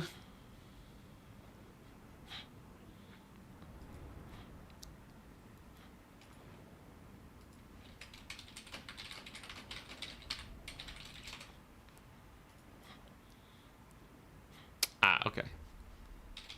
Okay, never mind. They already fixed it themselves. Alright, nice. Alright, I'll check stuff in a second. Unfortunately, there's just a lot of adminning and mix-ups that I did. Totally my fault. But it should all be good now. So it was Greenskins versus Vampire Coast, and the Greenskins win. Greenskins seeming like actually a pretty good faction nowadays. Surprising. I messaged Turin, by the way. If he's not busy, I should be able to get some show matches against the guy on Saturday. That would be hype. Me and Turin playing with the new DLC units. First thing I'm gonna try is see if I can cheese with the Dreadmaw. I'm gonna see if I can Dreadmaw cheese. Because I think that's the most important thing. Otherwise, like, the unit will just get banned immediately on launch. Nobody wants that. How'd the Savage Orcs do? Pretty good. Black Orcs were not bad. Also, you gotta remember, a lot of the damage is crumbling. Though, Grom and my caster did great. He really threw with the white gunnery whites, by the way. Fighting on top of Black Orcs was the downfall. I did really like the Shade Wraith Gunners, though. It felt basically impossible to jump them, as Black Orcs are just a little too slow, and they give a leadership debuff. I wonder how this would have worked with like a mortar too, to really shred the leadership of my Savage Orcs, but we may never know. His handgunners were not that great versus the Black Orcs, but the crabs were problematic. I think if you just spam crabs, it could actually be pretty sus for the Greenskins, but I guess they could just spam some cavalry. Like maybe the Boris are enough to kill crabs. I kind of wonder though, like what if you just go Noctilus and just Malkoths the cavalry? Like Greenskins will not have that many options to kill these guys, because these are also quite good against large single entities. I could see that totally being an annoying play, but you would have to worry about capturing points. and maybe pushing into some Doom Diver catapults. So pros and cons all around. Fun match though. Our undefeated Greenskins continue. And the only person we have to face now is probably Jarix. The dreaded Dreadmaw. Yeah, I'm so ready. That and the Sky Cutter. I'm gonna go for the Dreadmaw, and I'm gonna go for some Sky Cutter plays, because I think Sky Cutters can also be used in a pretty disgusting fashion. I hope the unit doesn't just get nerfed though. I just want multiplayer price adjustments. Tarks is playing Lizardmen today, which is not bad for Greenskins.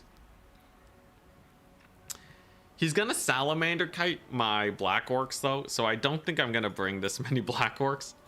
I need something to kill Salamander Kite. Because yeah, just a raw Mega Salamander Kite would be so annoying to deal with. At the very least, my big guns are pretty sick. They should be able to win most of the cav fights. I could take a River Troll Hag with the Buna to win cav fights, or just delete the Salamanders because they don't have a lot of HP. Yeah, you could go for like the Buna, the Mither. You're not memeing against top players, and I do what I want to do. I feel like 2 Black Orcs might not be the worst versus Lizardman though.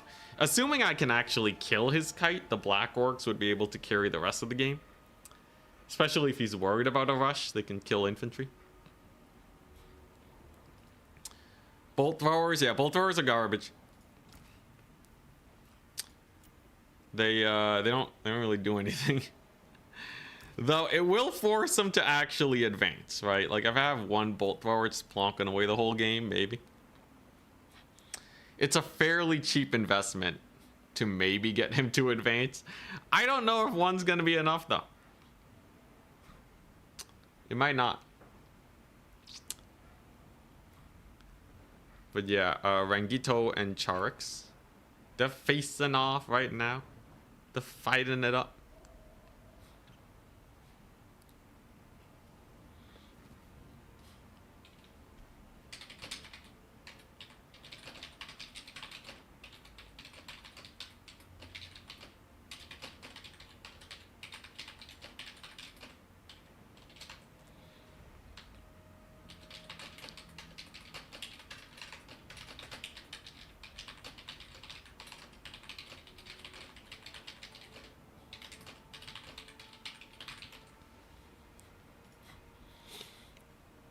Will bolt throwers suck on sky cutters too? I have no idea.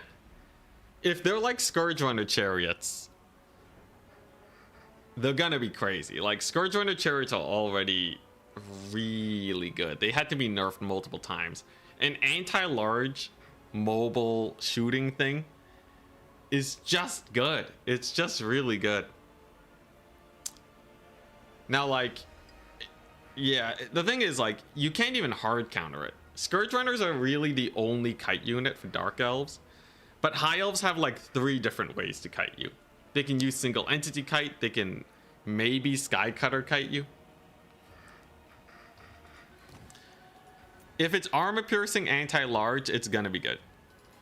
The reason these guys suck is because they have no AP.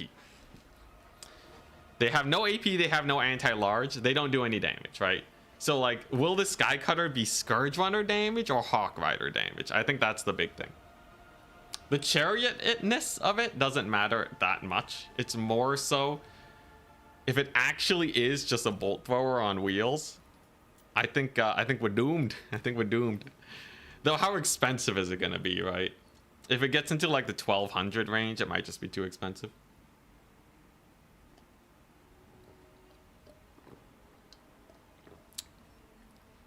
Danican played 4 bolt throwers on a Ragnarok Lair once. They cooked.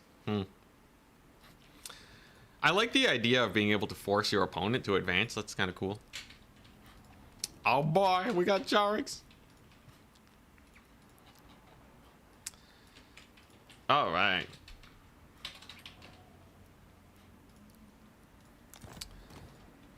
Let's see what we got.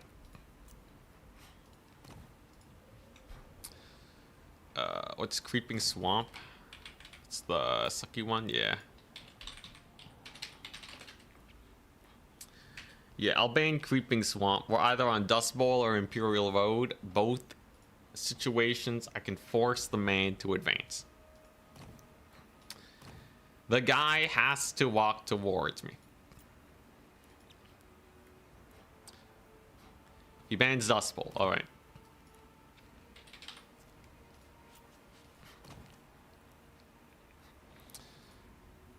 Alright. So, like, Charx is a well-known kite player. He loves kite. He'll kite you for days, man. So if you're facing him, you must be ready for potential shenaniganry. So what's the best form of anti-kite that I have? Do I just spam bolt throwers? Just spam million bolt throwers? I don't know if this is actually good or not.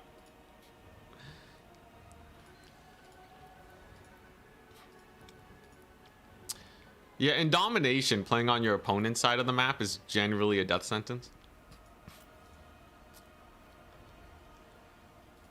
Let's see here. Lord-wise, what do I want?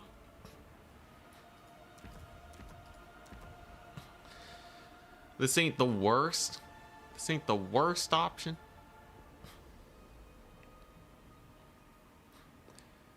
And then I need, I definitely need a lot of cav. Flappas are good always. Never leave home without flappas. The question is, though, do I want skirms? I think you can't really go wrong with a handful of skirmishers, right? How much counter kite is Charx gonna have? How much can the man potentially take? I don't know.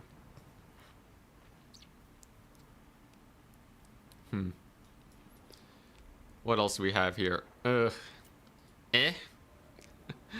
is this?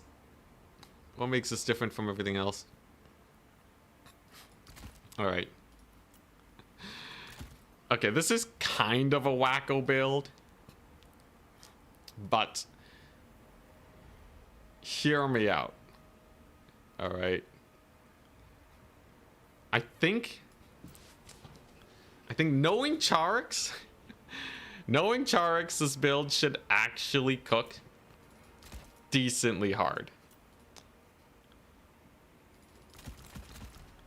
Yeah, I think as far as, yeah, I think this should be okay. Maybe he super hard counters it. I don't think there's a way that you can really, like, super hard counter this build, though. Especially on a map like this. Yeah, there's just no way. There's no way. There's no way. All right. If Charx wins against this, impossible. Savage Orc's gonna be pretty good. I think he's a dead man, though. I think he's a mega dead man. This build is logically impossible to defeat. I think if he brings a Shredder of Lustria, how dead are we? There's no way. This is no way. All right. Technically, this build has an answer to everything. If he goes on one thing really hard, like, I don't know, maybe it'd still be a scrap. I don't know. This is uncharted territory. This is madness. Wish Lizardmen were a bit better than usable. Yeah, Charx didn't even bring them in the grand finals. I thought he was gonna, but I guess maybe he was interested in playing other factions instead. But yeah, I know his play style. You're expecting Rock Drop Max. Rock Drop Max is pretty scary, but I think also decently manageable with this. Questionable. It's questionable. I think it's not impossible to beat. There's a lot of weird stuff you can bring as Lizardmen, though. Lizardmen are, yeah, they're a strange faction, aren't they? So many DLCs. Many of them were not super impactful. But if someone can find hidden gems, it's Jarix. Can we defeat the man, though? He's a beast. Will this match be as close as the Grand Finals games? I'm gonna guess probably not. Most likely not. But yeah, it should be fun. Gonna try hard. My build's really weird. I'm sure many of you guys are gonna judge it. But Charix likes kite way too much. He likes kite way too much, right? The odds of him full rushing me are so low. I feel safe enough to go for this. And even if he does rush, I have Black Orcs. We got Spirit Leech and Buna at the ready. Ready, good luck, have fun. He's gonna have to push into Black Orcs. If he has a kite build and he somehow doesn't die to this, I'm gonna throw my hat on the floor, okay? There's no way. There's no way, man. It is actually impossible. He has a Beastcaster. He has Flock and Crocky G. So obviously my lord has to fear for his life now. But I can capture the middle point, that's for sure. We have a victory point. Keep it from the foe. Interesting. There's a Coatl. I don't know what that means. But he has a Coatl.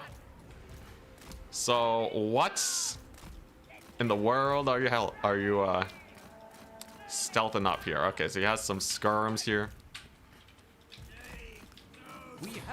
They're just gonna eat a bunch of bolt thrower shots. So he's obviously very incentivized to straight push my face, right? He has a lot of skinks. Coatl's gonna be interesting. But yeah, I'm just gonna cede the point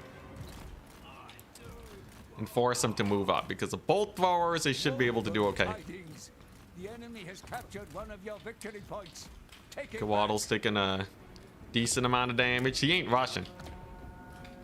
We count a kite with kite. Just like the good old days. The good old days of Warhammer.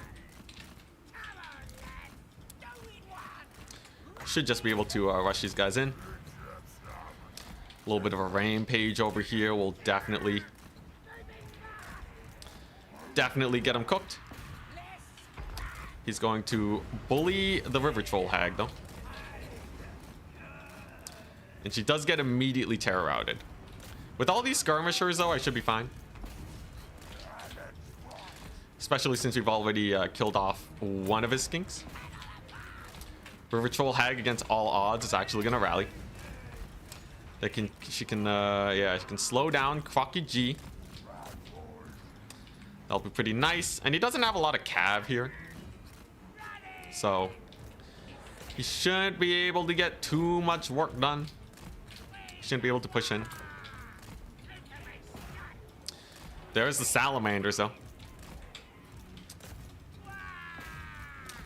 Let's see if I can focus fire them. How good are they at dodging? Oh, we got him on the run.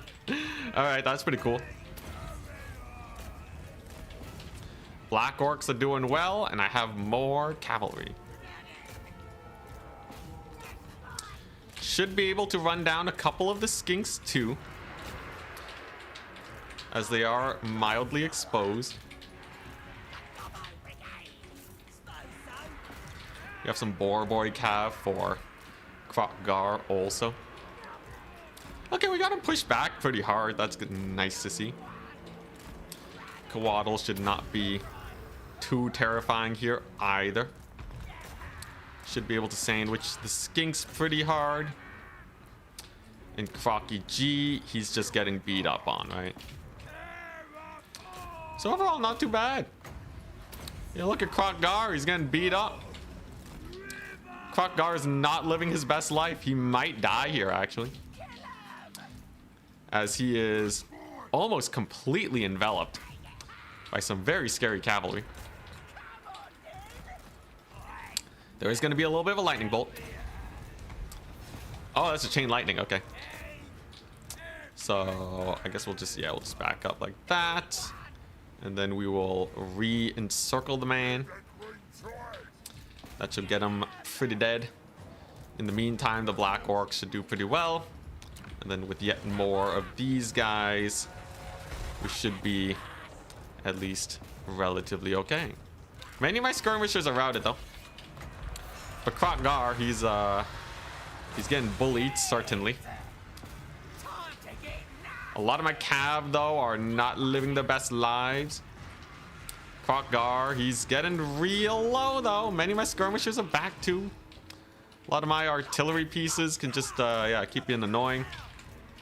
How's my lord doing, though? Could be slightly better, right? Against, yeah, against all these guys. All right, yeah, maybe we back him up from Krokgar. He's actually kind of murdering my lord. He's getting low, though, so he should die eventually. And with all my skirmishers here, I should be at least relatively okay. Krokgar, there's no way he can just stick around here, right? And I have another spirit leech for the man. Gonna do that. Gonna spirit leech his face. And then maybe we can bully some salamanders over here. There you go, big Coatl's down. So no more source of terror. And Krokgar. Alright, he lives. Alright. Alright, he barely lives somehow. That's a little disappointing.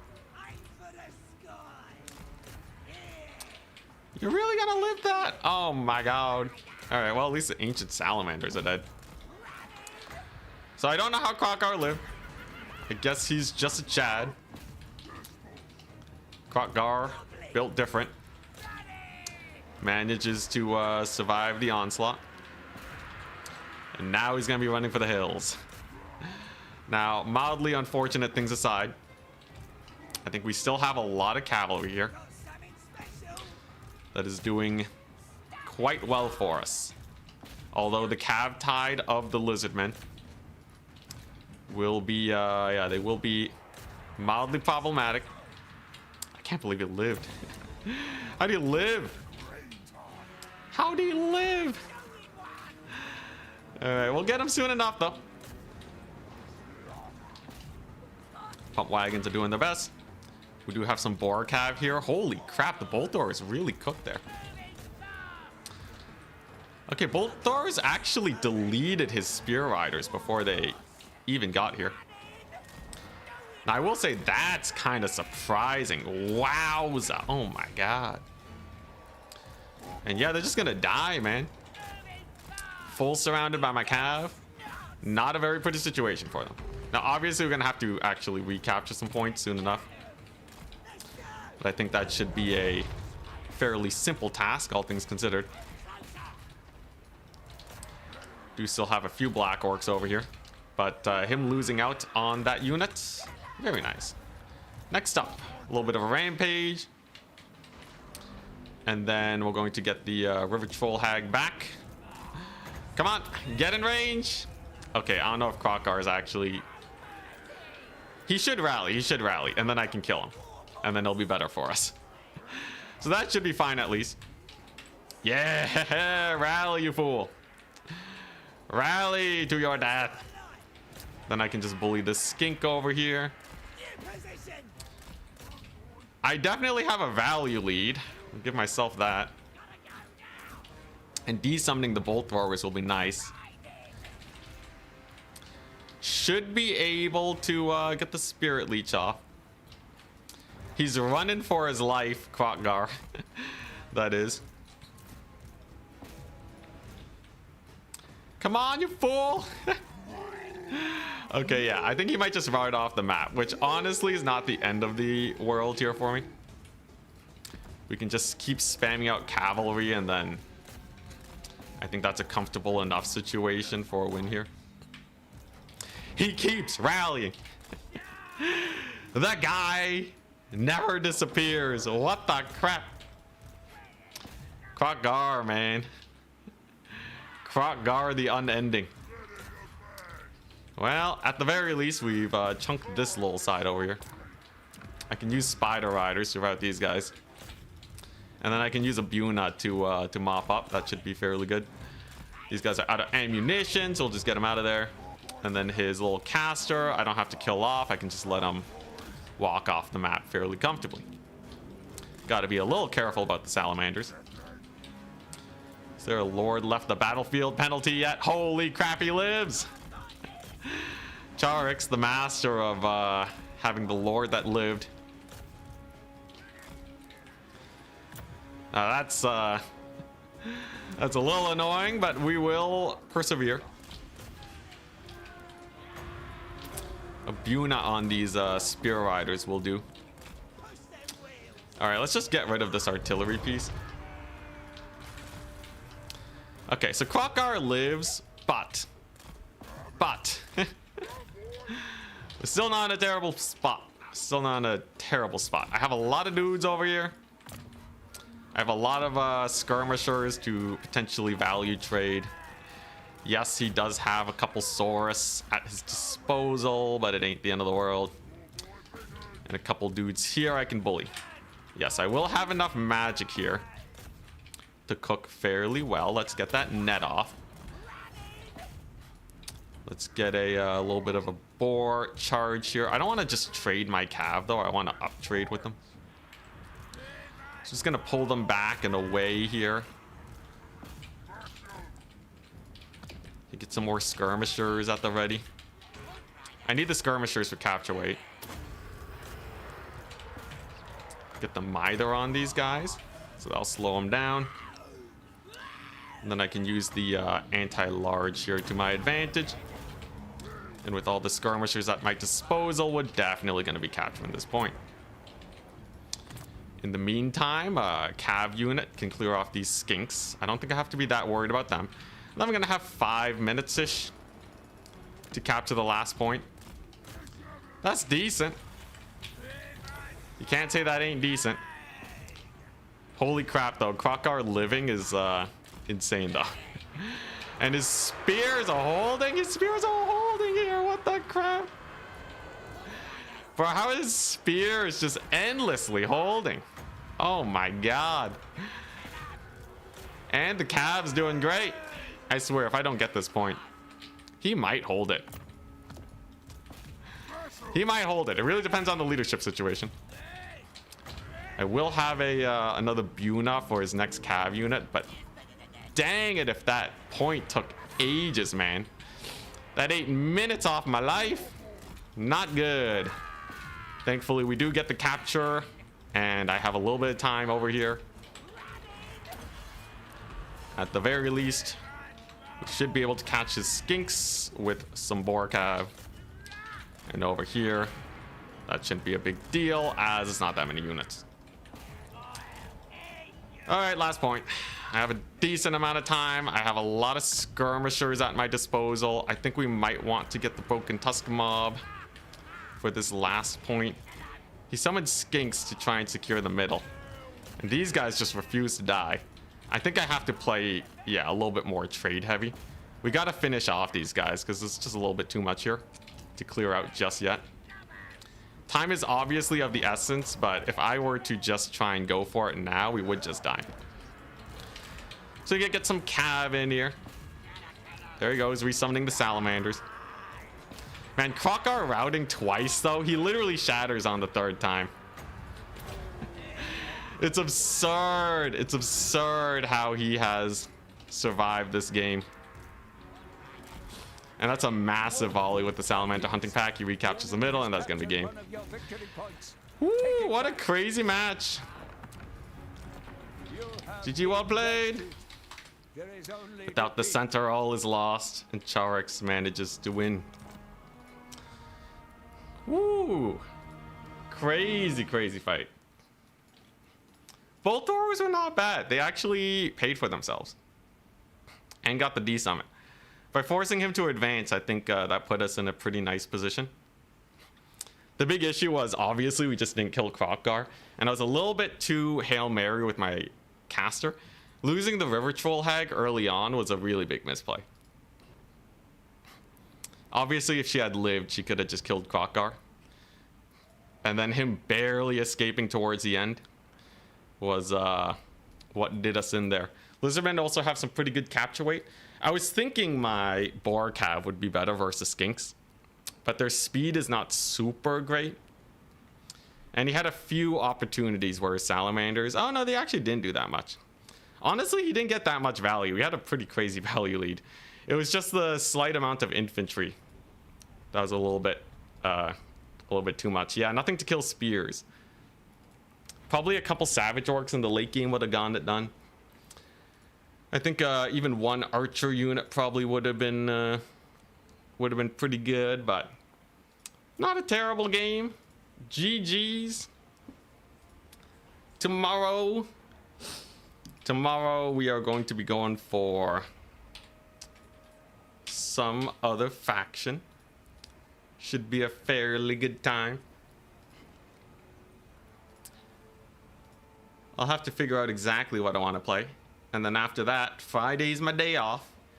And Saturday is when we go hard and show off all the DLC stuff we can. Was during a turn SFT 2 weeks ago. Honestly, the bolt doors are not bad.